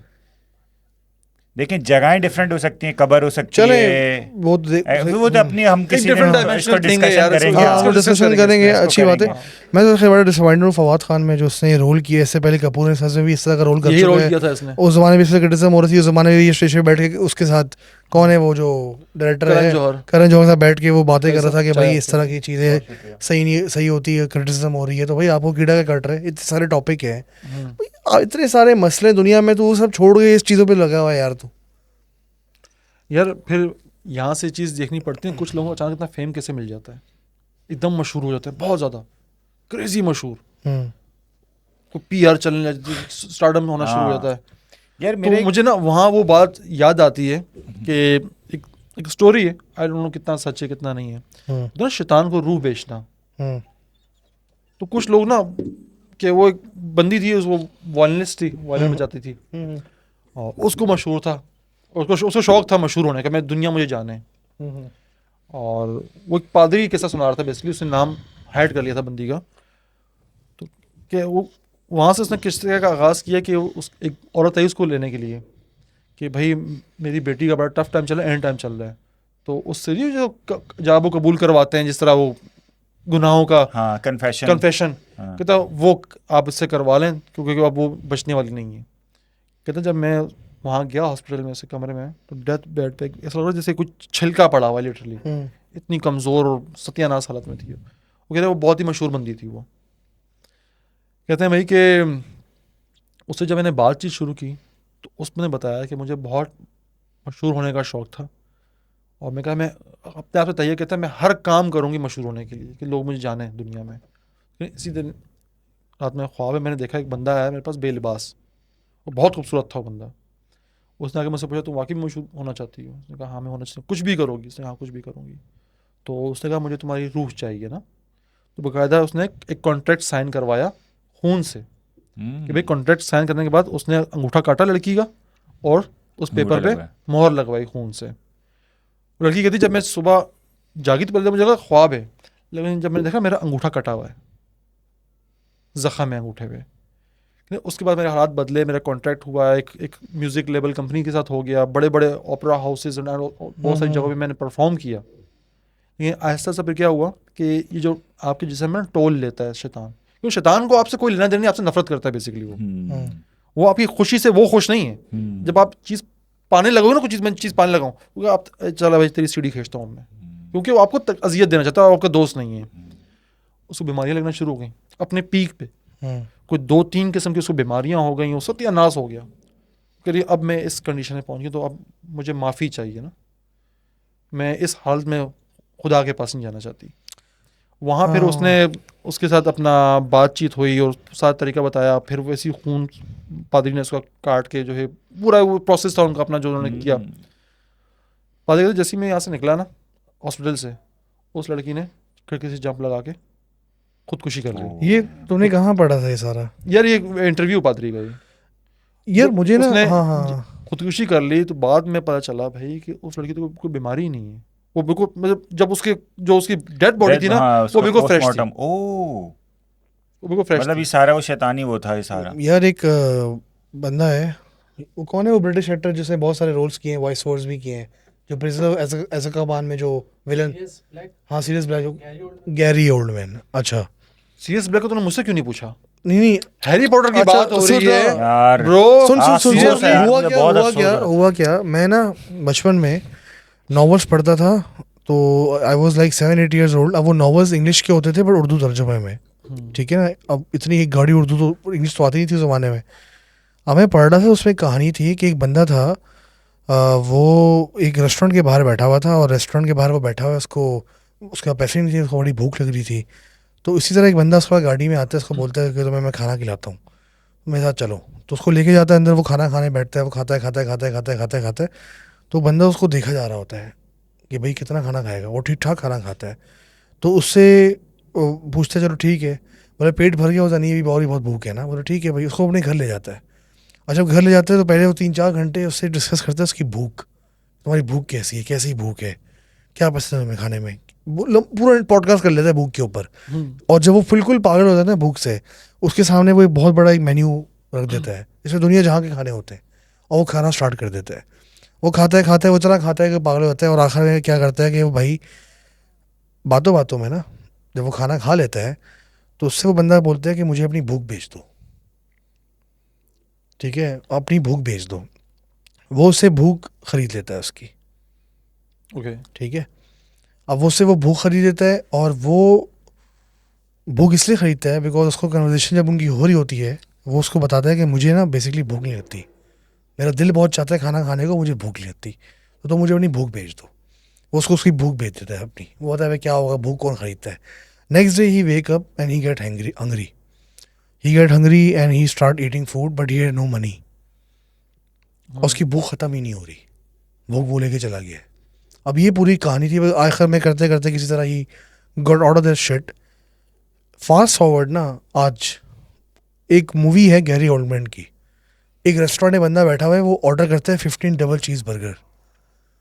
ये कोई 90s की मूवी है, याद आया वो सीन? नहीं आया? तो 90s की मूवी है, वो ऑर्डर करता है 15 डबल चीज़ बर्गर और वो रेस्टोरेंट में बैठा होता है। अब वो एक रील आई थी इंस्टाग्राम पे, अब वो मूवी कौन सी, I have to search it. Exactly वही स्टोरी थी कि बेसिकली वो करता ये है कि वो लड़का जो है वो उसको जगह जगह लेके घूमता है, उसका कोई कज़न होता है, दोस्त होता है, साथ में जो शैतान जो होता है ना, जो इंसानी रूप में होता है, वो हाँ वो उसके साथ घूम रहा होता है। और वो क्या करते हैं, बेट्स लगवाते हैं लोगों से हर रेस्टोरेंट पे जाके। वो मतलब हर रेस्टोरेंट पे काउंटर पे जाके बोलता है कि भाई मैं जो हूँ मैं 50 बर्गर खा लूँगा। तो लोग बोलते हैं मैं नहीं, वो बोलते हैं बेट लगाओ बेट लगाओ, वो लड़का बोलते बेट लगाओ बेट लगाओ। सब बेट लगाते, भूख उसके पास होती है, शैतान के पास, और वो उससे पीछे बैठ के देख रहा होता है और वो खाता रहता है और वो सारे रिकॉर्ड तोड़ता रहता है। और लोग बेट लगाए जाते हैं, अभी इसका पेट भरेगा, अभी इसका पेट भरेगा, पेट ही नहीं भर रहा उसका। अब ये उस रील थी, I have to watch that whole movie, but तुम्हारी बात से मुझे वो चीज़ कनेक्ट आ गई। मे बी चले ऐसे कुछ चले इसको जोड़ते हैं इससे। हम्म, भूख तो भूख होती है ना, पैसे की भूख से। हाँ। इसको हम खाने की कहते हैं ना भूख यार है। इतने अमीर इन लोगों को क्या जरूरत है शैतानी काम करने की, फलाना काम करने की। सर होता है कि देखो, मेरे अम्मी हमेशा एक बात कहती थी कि इंसान ना पेट से नहीं बढ़ता, इंसान आंखों से। पेट भर जाता, आंखें नहीं भरती इंसान की। तो ठीक इसी तरह दौलत आ भी जाए ना, तो एक शेय होती है जिसे हवस कहते हैं। नियत नहीं भरती वो वैसे। चाहे वो हाँ, जिस्म नियत की नहीं हो, भरती। चाहे माल की हो या ताकत की हो। सर हवस कभी वो नहीं। कभी नहीं। ये एक तरह की दोजख है, इसके अंदर जितना डालते जाओगे ना उतना दहकेगी। ऐसा ही है। तो सर ये यार, भूख नहीं मरती। इसी इसके- वजह से ही सारा जितना भी गंद होता है ना, हम्म। माशरती गंद हो जाए, अखलाकी गंद हो जाए, इस तरह की जो चीज़ें हमें बरजख टाइप की चीज़ें नजर आनी शुरू हो जाए, इस ये इनका वो वाली भूख है, वो चुल है जो ख़त्म नहीं हो रही है इनकी। इस पे एक लतीफ़ा अगर मैं सुनाना चाहूँ तो यार, वही थोड़ा सा बस देख लेना। फनी टाइप का, नहीं हाँ। मुनासिब है। हाँ। उसमें ये हुआ कि भाई एक बंदा ना सर्कस चला रहा था, उसने कहीं देखा एक बंदा ना खाना खा रहा है, उसने देखा रोटियां खाया जा रहा है, 50 रोटियां वो खा गया ना। तो उसने उसको बोला यार आप माशाल्लाह 50 रोटियां खा गया, बंदा 2 से 3 खा लेता है, इससे ज़्यादा खा नहीं पाता। आप मैं सर्कस चलाता हूँ, आप वहाँ सर्कस में ना 50 रोटियां खा के दिखाओ। तो उसने बोला यार सही है, चला जाता हूँ मैं। लेके चला गया।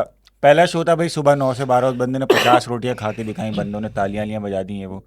दूसरा शो 12 से 3, फिर बंदे ने 50 रोटियां खा के दिखाई, लोगों ने तालियां पैसे वैसे दी।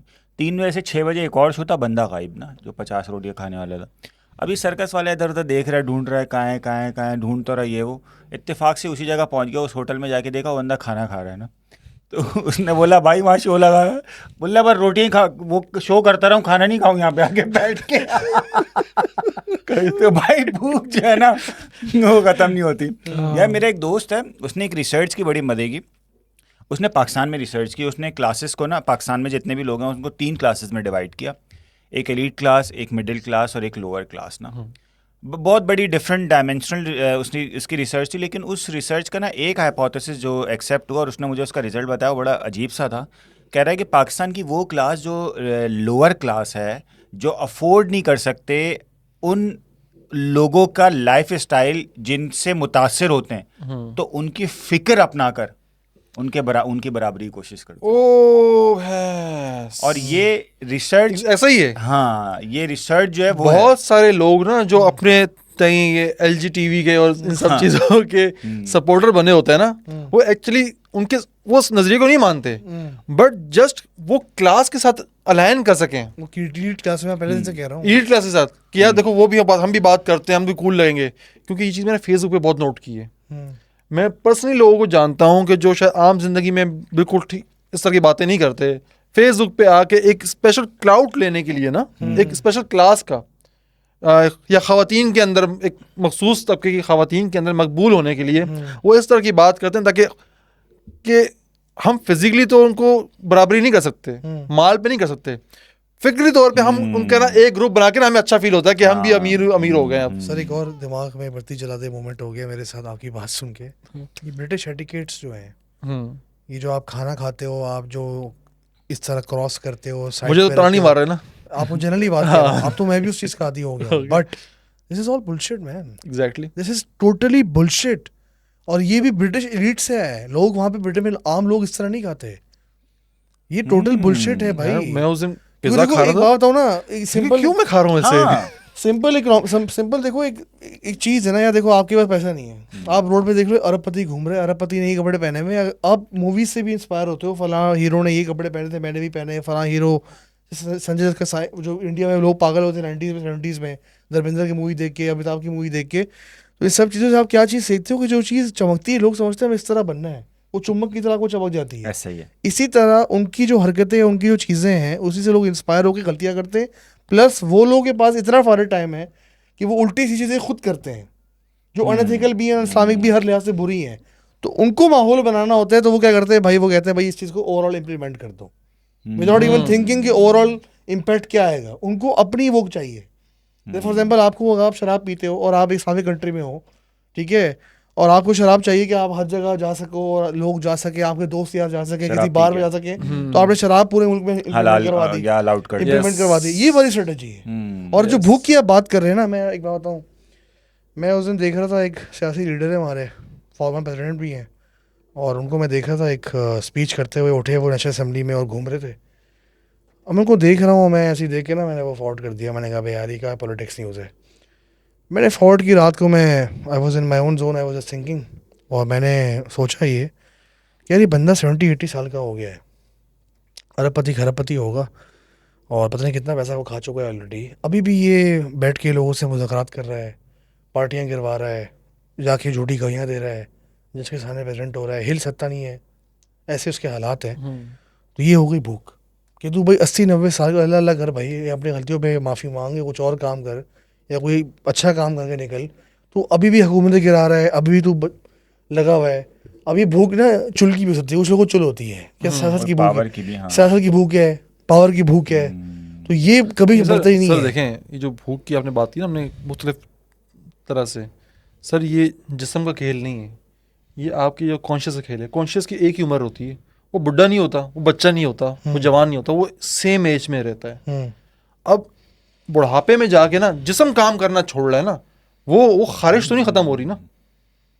इसलिए बहुत सारे जो लोग जो बहुत अयाश होते हैं ना, ख़ास तौर पे वो विश करते हैं कि हम बुढ़ापा हम पे ना आए, जितना रोक सकते हैं रोकें, वो बस फिर निकल जाएं। उस कंडीशन में हमने नहीं रहना कि जहाँ पे हम अपने दिमाग की ख्वाहिश पूरी ना कर सकें। यार ऐसा ही है। अब मैं ये जो अभी बात कर रहा था ना लाइफ स्टाइल पे, यार कितना इस चीज़ को ना मैं भी बहुत क्लोजली ऑब्जर्व करता हूँ। हमने ना खाना इस तरह खाओ, बच्चे मिट्टी में क्यों जा रहे हैं खेलने, और यार दुनिया में हम अगर यहाँ पे ही पाकिस्तान में देखें, इतने लोग ऐसे हैं कि जिनके बच्चे मिट्टी में खेल रहे हैं, इधर उधर जा रहे हैं, और सेहतमंद बच्चे हैं, सब कुछ सही चल रहा है। मैं तो ये सोचता हूँ यार 40-50-60 साल बाद अचानक पता चले यार जो लाइफ स्टाइल तुम गुजार के आए हो वो तो नेचुरल था ही नहीं। मेरा एक सवाल है इसी बात से रिलेटेड, एक बात बताओ, ये साबुन पहले कब इजाद हुआ था? यार साबुन बहुत पुराना है, बहुत पुराना बहुत पुराना, यस। साबुन कम चर्बी से कम चर्बी 1500 से साल बनता था पुराना पहले, है। हाँ पहले चर्बी से बनता था ये। उसका फिर उन्होंने केमिकल वर्जन बना लिया अभी। हाँ, कोई ऐसी चीज़ बताओ जो बिला वजह यूज़ कर रहे हैं लोग। मोबाइल। नहीं मोबाइल तो चलो एक मतलब बिला, हाँ ही इज राइट, या he is right, he is right. नहीं यार। हाँ हाँ हाँ हाँ, इसकी तो वजह क्या है? इसकी वजह ये है कि सो बेसिकली इन यूएस ना, some congressmen who were in the, I think, Republican Democratic Party, they had huge political and economic interest in the dairy industry of United States. ठीक है, so they kind of collaborated with a number of other doctors and they make sure that a campaign should be run के दूध नहीं पियोगे तो आपके लगे लहसुन, आप डेयरी, आपकी भड़िया कम वो नहीं होंगी, फलाना टिमकाना जो भी है। और पूरे जो मुल्क में जो एक डेयरी का जो कल्चर था वो उन्होंने फैलाना था, क्योंकि उन्होंने बहुत सारी इन्वेस्टमेंट की थी, वो दूध सारा ज़ाया होता, गाय थी वो दूध देती, वो गाय रिप्रोड्यूस भी होती रहती। तो ये सारी चीज़ें थी, तो ये बहुत बड़ी कॉन्स्पिरेसी थ्योरी है। मैं ऐसे ही पूछना चाह रहा हूँ, जैसे फॉर एग्जांपल मैं I have worked in a multinational.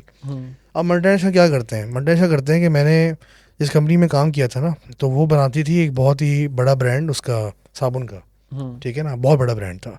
अब एक दफ़ा मैं प्रोक्योरमेंट का हेड था उस कंपनी में, तो मैंने देखा यार वो मेरे पास इन्वाइस आई है कि फलां कैंपेन है, उस ब्रांड का नाम लगा रहा हूँ कि XYZ मोहल्ला प्रोग्राम।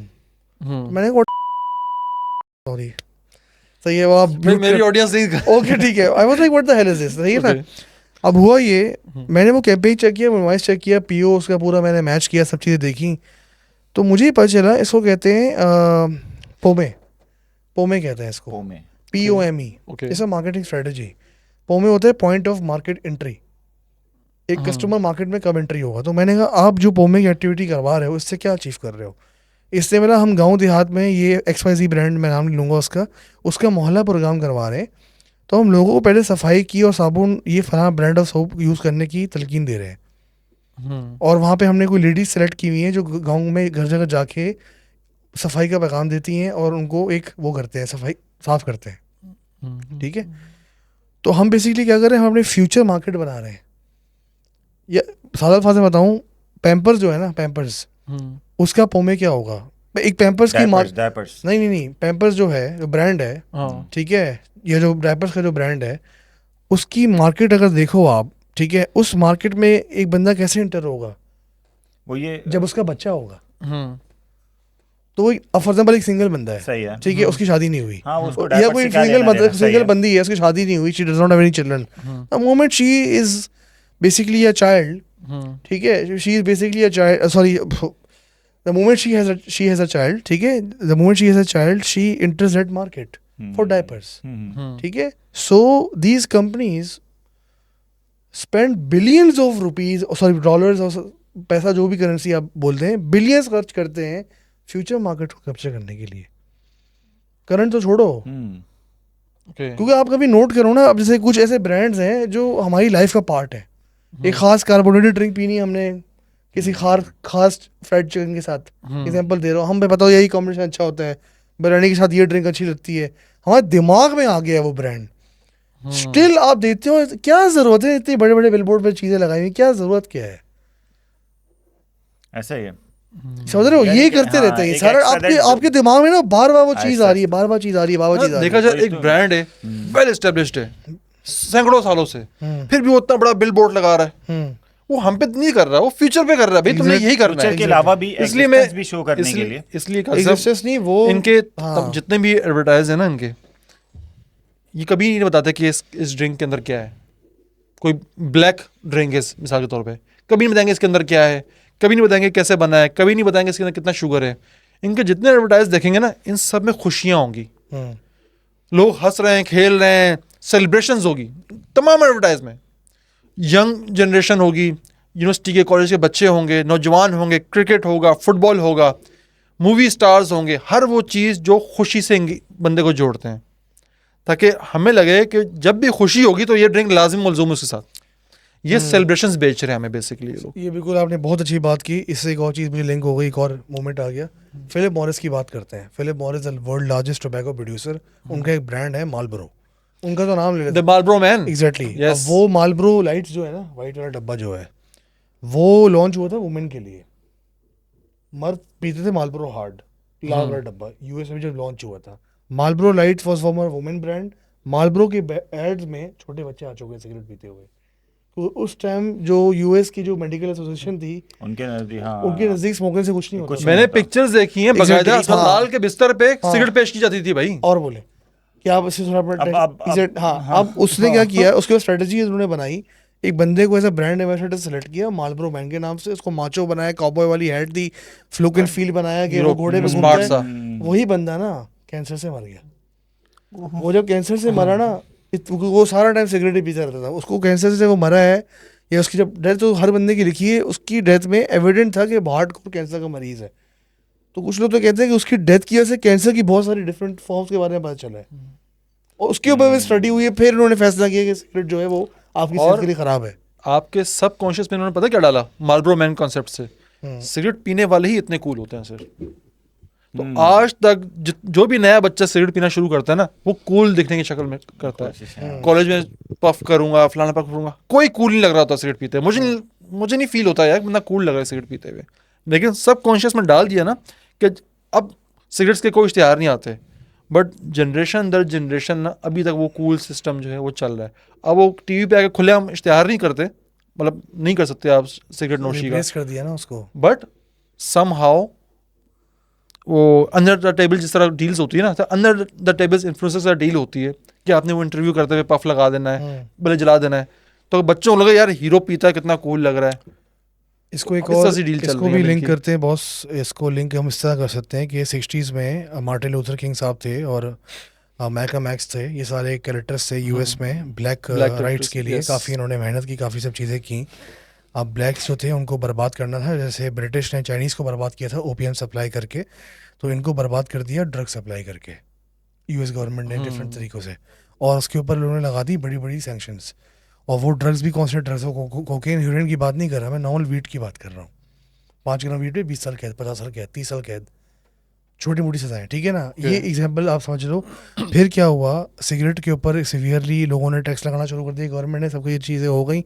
अब क्या हो गया यूएस में, अब वीड है ब्रो, कनाडा में हर जगह वीड है, यूएस में वीड है, कितनी स्टेट्स में लीगल है, दुनिया भर में, एम्स्टर्डम में, यूके में, काफ़ी कंट्रीज़ में जो वेस्टर्न कंट्रीज़ हैं, why is weed legal now, why it is legal now, because of weed which is being sold in these countries is mostly synthetic weed produced by pharma companies.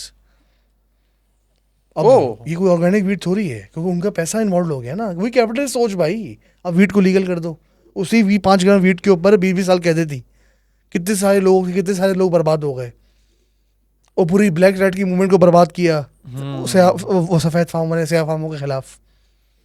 तो ये जो loss पास होते हैं ना society में, ये आप सोचो कि इसके पीछे क्या सीन है। इसी तरह प्रोहिबिशन एरा में जब अल्कोहल इन्होंने बैन की यूएस जैसे कंट्री में, जिसमें एक्सट्रीमली कंजर्वेटिव थी, तो उसमें क्या बना फिर, मॉडर्न माफिया जो है, 5 फैमिलीज बोलते हैं, 5 फैमिली ऑफ न्यूयॉर्क, ये कहाँ से स्टार्ट हुआ है, वहीं से लॉन्च हुआ, जिन्होंने न्यूयॉर्क की हिफाजत की थी जंग में। नहीं 5 फैमिलीज ऑफ न्यूयॉर्क जो माफिया फैमिलीज हैं, जिन्होंने माफिया स्टार्ट की, जैसे गॉडफादर मूवी बनी है। ये जो पूरा कहानी है, कौन था बंदा, ये लकी लुसियानो कौन था, आप इसकी हिस्ट्री पढ़ें। और लकी लुसियानो के साथ क्या डील मारी यूएस गवर्नमेंट ने सेकेंड वर्ल्ड वॉर में, बिकॉज हुआ ये, लकी लुसियानो 20s में 30s में आगे चलता रहा, उसने माफिया का कॉन्सेप्ट दिया, रूल्स बनाए, फैमिलीज बनाई, सबको साथ लेके चला, ऑर्गेनाइज किया। 40s में माफिया स्टार्ट हुआ, लॉस एंजलिस में मिकी कोहेन आया, मिकी कोहेन ने संभाला, न्यूयॉर्क में, शिकागो में, जो ईस्टर्न कोस्ट है उसमें सारा माफिया इटालियन से संभाल लिया।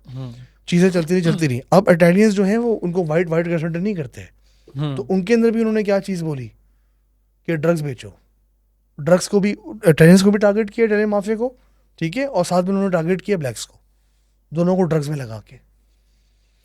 ये बहुत ऊपर लेवल के गेम्स हैं। नहीं यार अल्ताफ, कुछ ज्यादा ही मैं थोड़ा नहीं, मैं सच कह रहा हूँ, आप हिस्ट्री जैसे ना 2-3 चीजों से ना मैं थोड़ा सा वो करूंगा। अच्छा, कौन सा पॉइंट में समझ नहीं आया? अब दूध वाली एग्जांपल दी ना, सही यार, दूध आजकल 100 ईयर्स या 150 ईयर्स का सीन नहीं है, ये तो जब से इंसान, देखो हम जैसे ही जाते हैं ना नेचुरल लाइफ, हेल्दी लाइफ, हमारे दिमाग में फौरन बकरियां, खेत खलियान, सब्जियां, ये दूध हमारे दिमाग में आता ही आता है, लाजमी नेचुरली आता है। उसका रीज़न ये कि ये 100-150 साल रॉ मिल्क की बात नहीं कर रहा, मैं नेचुरल मिल्क की बात नहीं कर रहा, मैं प्रोसेस टेट्रा पैक इसकी बात कर रहा हूँ। ये पहली बात। दूसरा बताओ और क्या। दूसरी चीज़ ये है कि पता नहीं, मैं तो भूल भी गया क्या बात थी दूसरी, इतनी लंबी कर दी ना हाँ ना, माफिया की बात नहीं करते कि यार वो एडवर्टाइजमेंट की जो बात है ना जहांगीर, नेचुरल है कि आप कोई भी एक्सपेक्टेड चीज बेचेंगे उसके कुछ फायदे होंगे, कुछ नुकसान होंगे। इवन अगर आप बर्गर की भी दुकान खोलते हैं ना, उसमें अगर आप मेयोनीज डाल रहे हो तो उसमें कोलेस्ट्रॉल है। आप कभी भी वो बर्गर बेचते वक्त ये एडवर्टाइजमेंट नहीं लगाओगे कि यार मेरे बर्गर में इतनी कैलोरीज हैं, या मेरे बर्गर में इतना मेयोनीज है जिसमें इतना कोलेस्ट्रॉल है, या एक्सपेक्टेड या ये चीज़ें। आप हमेशा गुड अच्छी चीज़ों को वो करोगे। तो ये जितने भी ब्रांड्स हैं ये भी यही कोशिश कर रहे होते हैं। सर मेरी बात सुनें, बर्गर का एक पर्पस तो होता है, पेट तो भरता है, ठीक हो गया। इस ब्लैक ड्रिंक का क्या पर्पस है, क्या कर रहा है आपके साथ ये? मां सिवाय नुकसान के कोई एक फायदा तो होगा ना। बर्गर का आपने बताया मेयोनीज, चलो ठीक, गलत हो गया, उसमें पैटीज है, ठीक है, पेट भर जाए, उसमें पैटीज है, उसमें सब्जी है, उसमें बन है, उसका फायदा भी है नुकसान भी है, ठीक हो गया। एक फायदा पेट भरेगा आपका, घर में भी वो लोग बनाते हैं, सब कुछ करते हैं, ठीक हो गया। उसका एक तरीका है कि अगर आप उसको उतना डीप फ्राई ना करो चीज़ों को, तो वो एक हेल्दी जो है फूड ही बन जाता है। ब्लैक ड्रिंक का माँ सिवाय नुकसानात के सर जहर है, वो लिटरली जहर है, मीठा जहर है वो। कोई एक फायदा इसका ऐसा। सही कह रहे हो, ये तो शायद, लेकिन यार इन लोगों ने ना, देखो कभी सोचो, एक थोड़ी सी बात काट दूं, इसलिए कहते हैं ना कि ये जो है इसकी बाइकआउट है तो हम वो पियेंगे। सर बाइकआउट करके जान छुड़ाओ, लानत भेजो, क्या नेशनल क्या इंटरनेशनल है तो जहर ही ना भाई। इसके ऊपर मैं एक मार्केटिंग स्ट्रेटेजी आपको एक्सप्लेन करता हूँ। ये जो आप जिस ड्रिंक की आप बात कर रहे हैं, आप अगर 90s में, हम सारे 90s के किड्स हैं भाई, अब तो खैर बुढ़े हो गए सारे, किड्स नहीं रहे। नहीं हुआ भाई, क्या हो गया? बुढ़े नहीं हुए, अच्छा चलो, मैं भी नहीं हुआ, ठीक है, आप हुए ना, आप हो गए, सीरो सेम एज के Anyway, अच्छा सीन ये है ना कि भाई आप 90s में देखो ना, इनके कैंपेन्स थे क्रिकेट के, इन्होंने पेनिट्रेट किया मार्केट को, पाकिस्तान की मार्केट को, उनको पता चला क्रिकेट यहाँ पे चलता है, यहाँ पे म्यूजिक चलता है, इन्होंने म्यूजिक संभाल लिया, इन्होंने क्रिकेट संभाल लिया। वो कहते हैं सर्कस में आप आवाम को डाल दो, रोम में जो स्ट्रेटेजी थी उन्होंने यहाँ पे मार्केटिंग में आजमा ली, उन्होंने दो चीज़ ढूंढी, यहाँ पे सर्कस है, उस सर्कस के साथ वो अटैच हो गए। मालबोरो ने क्या किया भाई, मालबोरो ने जो ब्रांड था, जो उसकी काफ़ी जगह एड्स वगैरह बंद हो गए। आपको अगर याद है एक प्रोग्राम आया था गर्ल्स एंड गाइस के नाम से पीटीवी पे, बहुत पुराना प्रोग्राम है गर्ल्स एंड गाइस के नाम से, वो इन्होंने ही स्पॉन्सर किया था किसी सिगरेट ब्रांड ने, जिसमें वो बड़ा मशहूर गाना है यारो यही दोस्ती है, वो जो अजीब किस्म की जो अगर तुमने मिशन इम्पॉसिबल 1 या 2 देखी हो, जिसमें एक बड़ी बड़ी चट्टान नहीं होती, कैनियंस वाला माहौल होता है, उसमें जो गाना शूट हुआ है वो भी सिगरेट कंपनी का वो है बॉस, उसका इश्तिहार भी था ये सिगरेट कंपनी का, मुझे याद आ गया, बिल्कुल आ गया। इसी तरह सिगरेट का यार वो बहुत फेमस किस्म की पहाड़ी है, एक चट्टान सी है, वो बहुत सारी मूवीज में भी आ चुकी है, वो अमेरिका में ही ग्रैंड कैनियन कोई वही होगा ये। तो भाई तो यार ये चीज है ना, देखो फर्ज करो अब मैं ये कप उठाया ना मैंने चाय का, देखो अगर आप थोड़ी सी ना आप इन ब्रांड्स को देखना कि पिज़्ज़ा और जिंगर ये पाकिस्तानी फूड नहीं है, इन्होंने कितना स्ट्रगल किया है पाकिस्तानी मार्केट में पेनिट्रेट करने के लिए। एक केस स्टडी ना बड़ी ज़बरदस्त किस्म की ना, 2 ब्रांड्स हैं जो पिज़्ज़ा लेकर आए और जिंगर लेकर आए, अब दोनों से कोई ले नहीं रहा, वो अलग बात है। तीसरी चीज़ ये कि यार ये कप है ना चाय का, ये किसी XYZ ने सोचा होगा कि यार ये पत्ती डाल दी जाए, चीनी डाल दी जाए, दूध डाल, असल चीज़ वो है ना, उस बंदे ने क्या स्ट्रेटजीज बनाई होंगी, क्या एक्सपेंस किया होगा मार्केट करने के लिए चीज़ों, क्योंकि शायद हमें पता ही नहीं होता होगा कि इन 2-3 चीज़ों को मिला के कोई ऐसा मशरूब बनाया जा सकता है। तो यार इकोनॉमिकली ना अगर देखा जाए फ़ायदा नुकसान बहुत सेकेंडरी होता है, प्रोडक्ट की मार्केट बनाना सबसे ज़्यादा इंपॉर्टेंट होता है। और वही वाली बात है, फिर इसका इंसानियत से कोई ताल्लुक नहीं होता। मतलब आप अगर XYZ मरी हुई मुर्गी के अगर आप वो बेच रहे हो, रोल बना के बेच रहे हो, तो यार अगर आप इंसान के बच्चे हो, मुसलमान तो दूर की बात है ना, अगर आप इंसान के बच्चे हो तो आपके दिमाग में ये नहीं आना चाहिए कि यार मैं प्रॉफिट कमा लूं जो भी बेचूं XYZ, आपके दिमाग में ये आना चाहिए कि यार ये चीज लोगों को खानी चाहिए। 50 के शौहर में बिकते रहे सर। हाँ ना, वही ना। अच्छा दूसरी कैसे आपने जो चाय की मिसाल दी ना, चाय की मिसाल स्पेशली नहीं आती मार्केट पे, चाय जो है ना हज़ारों सालों से पी जा रही है, इस फॉर्म में नहीं, दूसरी फॉर्म में पत्तों का कावा बना के। हम लोगों ने एक कंसेप्ट दे दिया कि दूध भी डालते हैं, दूध कहीं दुनिया में कहीं भी, मैंने तुर्की में चाय पिए, बाकू में चाय पिए, तुर्की में खाने पी, बाकू में पिए, सऊदी अरब में पिए, सर दूध कहीं नहीं डाला जाता। दूध में हमेशा ये हमारा ब्रिटिश से वाला कोई सीन आया है कि टी वाइटनर डाल के इसको इस कलर में पियो। चाय हमेशा होता है पत्तों का कावा होता है, बेसिकली उसको चाय कहते हैं। जिसे हम लोग कावा कहते हैं ना, सारी दुनिया में उसको चाय कहा जाता है। तो ये ट्रेडिशनली हज़ारों साल से चलता हुआ आ रहा है। अब उसी ट्रेडिशन को जो है खूबसूरत पैकिंग में पत्तों की जगह उसके बीन बना के, छोटे छोटे जर्रे बना के इजीली हमें दे दिया कि आसान हो गया। नहीं बना दिए, तो जो चीज पहले से आम थी ना, गुजरने से क्या होता है, मतलब ब्लैक पॉइंट में नहीं समझ पा रहा। ऐसा ही है। पहले जिस तरह दूध की मिसाल आपने दी, सर आपने घर में गाय क्यों नहीं रखी हुई? नहीं रख पा रहे, क्योंकि अब आपको थैली में पड़ा हुआ दूध मिल जाता है आसानी से। ठीक है। तो दूध कोई कमर्शियल शायद नहीं है उस हिसाब से, दूध एक नेचुरल चीज़ है जो चलती हुई आ रही है। कमर्शलाइज हमने उसको कर दिया है।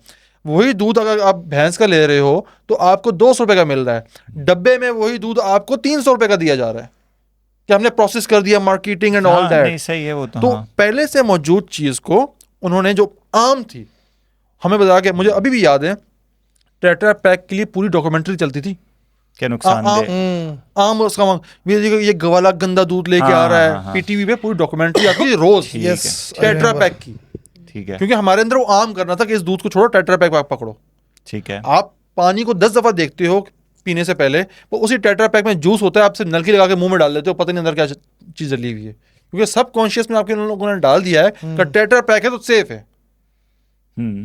तो ये चीज है कमर्शियलाइज इस तरह कर दिया इन लोगों ने नेचुरल चीज को। कुछ प्रोडक्ट्स होते हैं मास्क के लिए, मासेस के लिए। सही है, जैसे तुमने वो से देखा साबुन इंपीरियल लेदर? हाँ यस, कभी कहाँ मिलता है वो? गाँव में चलता है अभी भी, और पेप्सी का ढक्कन पीछे लगाते हैं उसके ताकि वो स्लिप ना हो।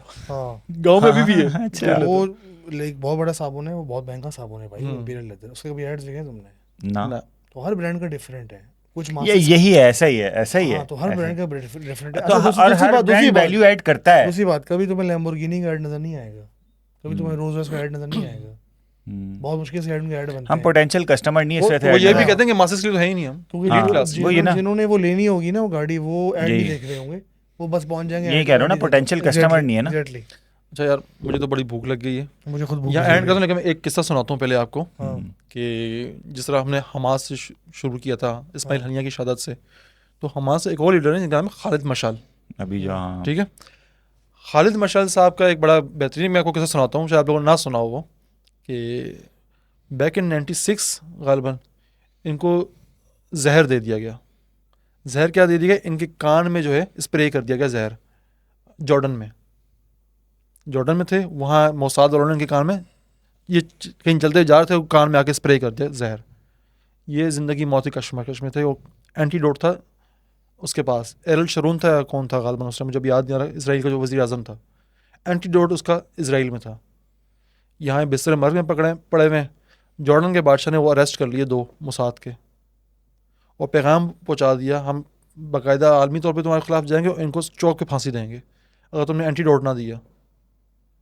तो इसराइल ने मजबूर होकर एंटीडोट दिया था, तो उसकी जान बची थी 96 में 96 28 में। साल पुरानी बात। नेतन्याहू ही था गालिबन वो उस टाइम, वज़ीर आज़म नहीं था, किसी और ओहदे पे होगा, कुछ होगा। तो ये एक बड़े इंटरेस्टिंग शिमोन स्टोरी पेरेस है। था उनका जो उस ज़माने में, आई थिंक। हाँ, लेकिन वो इंटेलिजेंस मोसाद का सरबराह होगा फिर नेतन्याहू कोई, क्योंकि नेतन्याहू था उस ज़माने में कुछ किसी इंपॉर्टेंट ये इंटेलिजेंस, ये नेतन्याहू इस वजीर आज़म इंटेलिजेंस से उठा के बनाया इन्होंने। यार इनके इसी तरह चलते हैं ज़्यादातर। सर आप रूस का देख लें, हाँ केजीबी का मेंबर था ना बेसिकली ये, हाँ, और आज जो है वो पुटन हो रहा है हर जगह पे। हाँ। तो ये सीन है। तो जहाँ अल्लाह पाक बचाने पे आ जाए ना, तो दुश्मन के हाथों ही बचा लेता है। हाँ ऐसा ही है। तो ये चीज़ें हैं। बाकी मुश्किल टाइम चल रहा है मुस्लिम दुनिया पे, अच्छा खासा, खासतौर पे ईरान पे। अल्लाह पाक सबके लिए आसानी करे आमीन, और आमीन। कोई ऐसे रास्ते बनाए कि एक अमन सुकून आ सके। सही और बात। इस जो घन चक्कर में पड़ चुके हैं, चाहे वो जंगों का घन चक्कर हो, चाहे वो इस तरह के फितनों का घन चक्कर हो, कि जो मुख्तलिफ नज़रियात के तौर पे मुसलमानों पे इम्प्लेंट डाले जा रहे हैं हमारे नौजवान नस्ल में, अल्लाह पाक हमें उससे महफूज रखे। आई होप आप लोग को भी मज़ा आया होगा हमारी बात सुन के। कुछ सवाल हों, एतराज़ात हों, जो भी बात हो, अपनी राय ज़रूर दीजिएगा। उसको देख के हम अपनी नई एपिसोड से बेहतर करने की कोशिश करेंगे। मुझे काजी उमद हारिस अल्ताफ़ वज़ीर को दीजिए इजाज़त। अपना ख्याल रखिएगा। अल्लाह हाफिज़। अल्ताफ़ वज़ीर की चैनल को सब्सक्राइब भी कीजिएगा। ओके सॉरी, अभी अल्लाह हाफिज़ नहीं हुआ है। अल्ताफ़ वज़ीर अहमद साहब का, अल्ताफ़ वज़ीर, अल्ताफ़ फिर मेरा भी वज़ीर, करवाओ फिर। अल्ताफ़ तुम तो वज़ीर यार अभी के, हर चीज़ में तुम भी आ जाया करो ना। अल्ताफ़ वज़ीर के चैनल को सब्सक्राइब कीजिएगा। मैं डिस्क्रिप्शन में इनके चैनल का लिंक डाल रहा हूँ। बहुत प्यारे भाई हैं, बड़े मज़े की बातें करते हैं, अपने पॉडकास्ट चैनल है। हो गया जी, खुश हैं सर आप? Thank you. ठीक है, अल्लाह अल्लाह हाफिज़।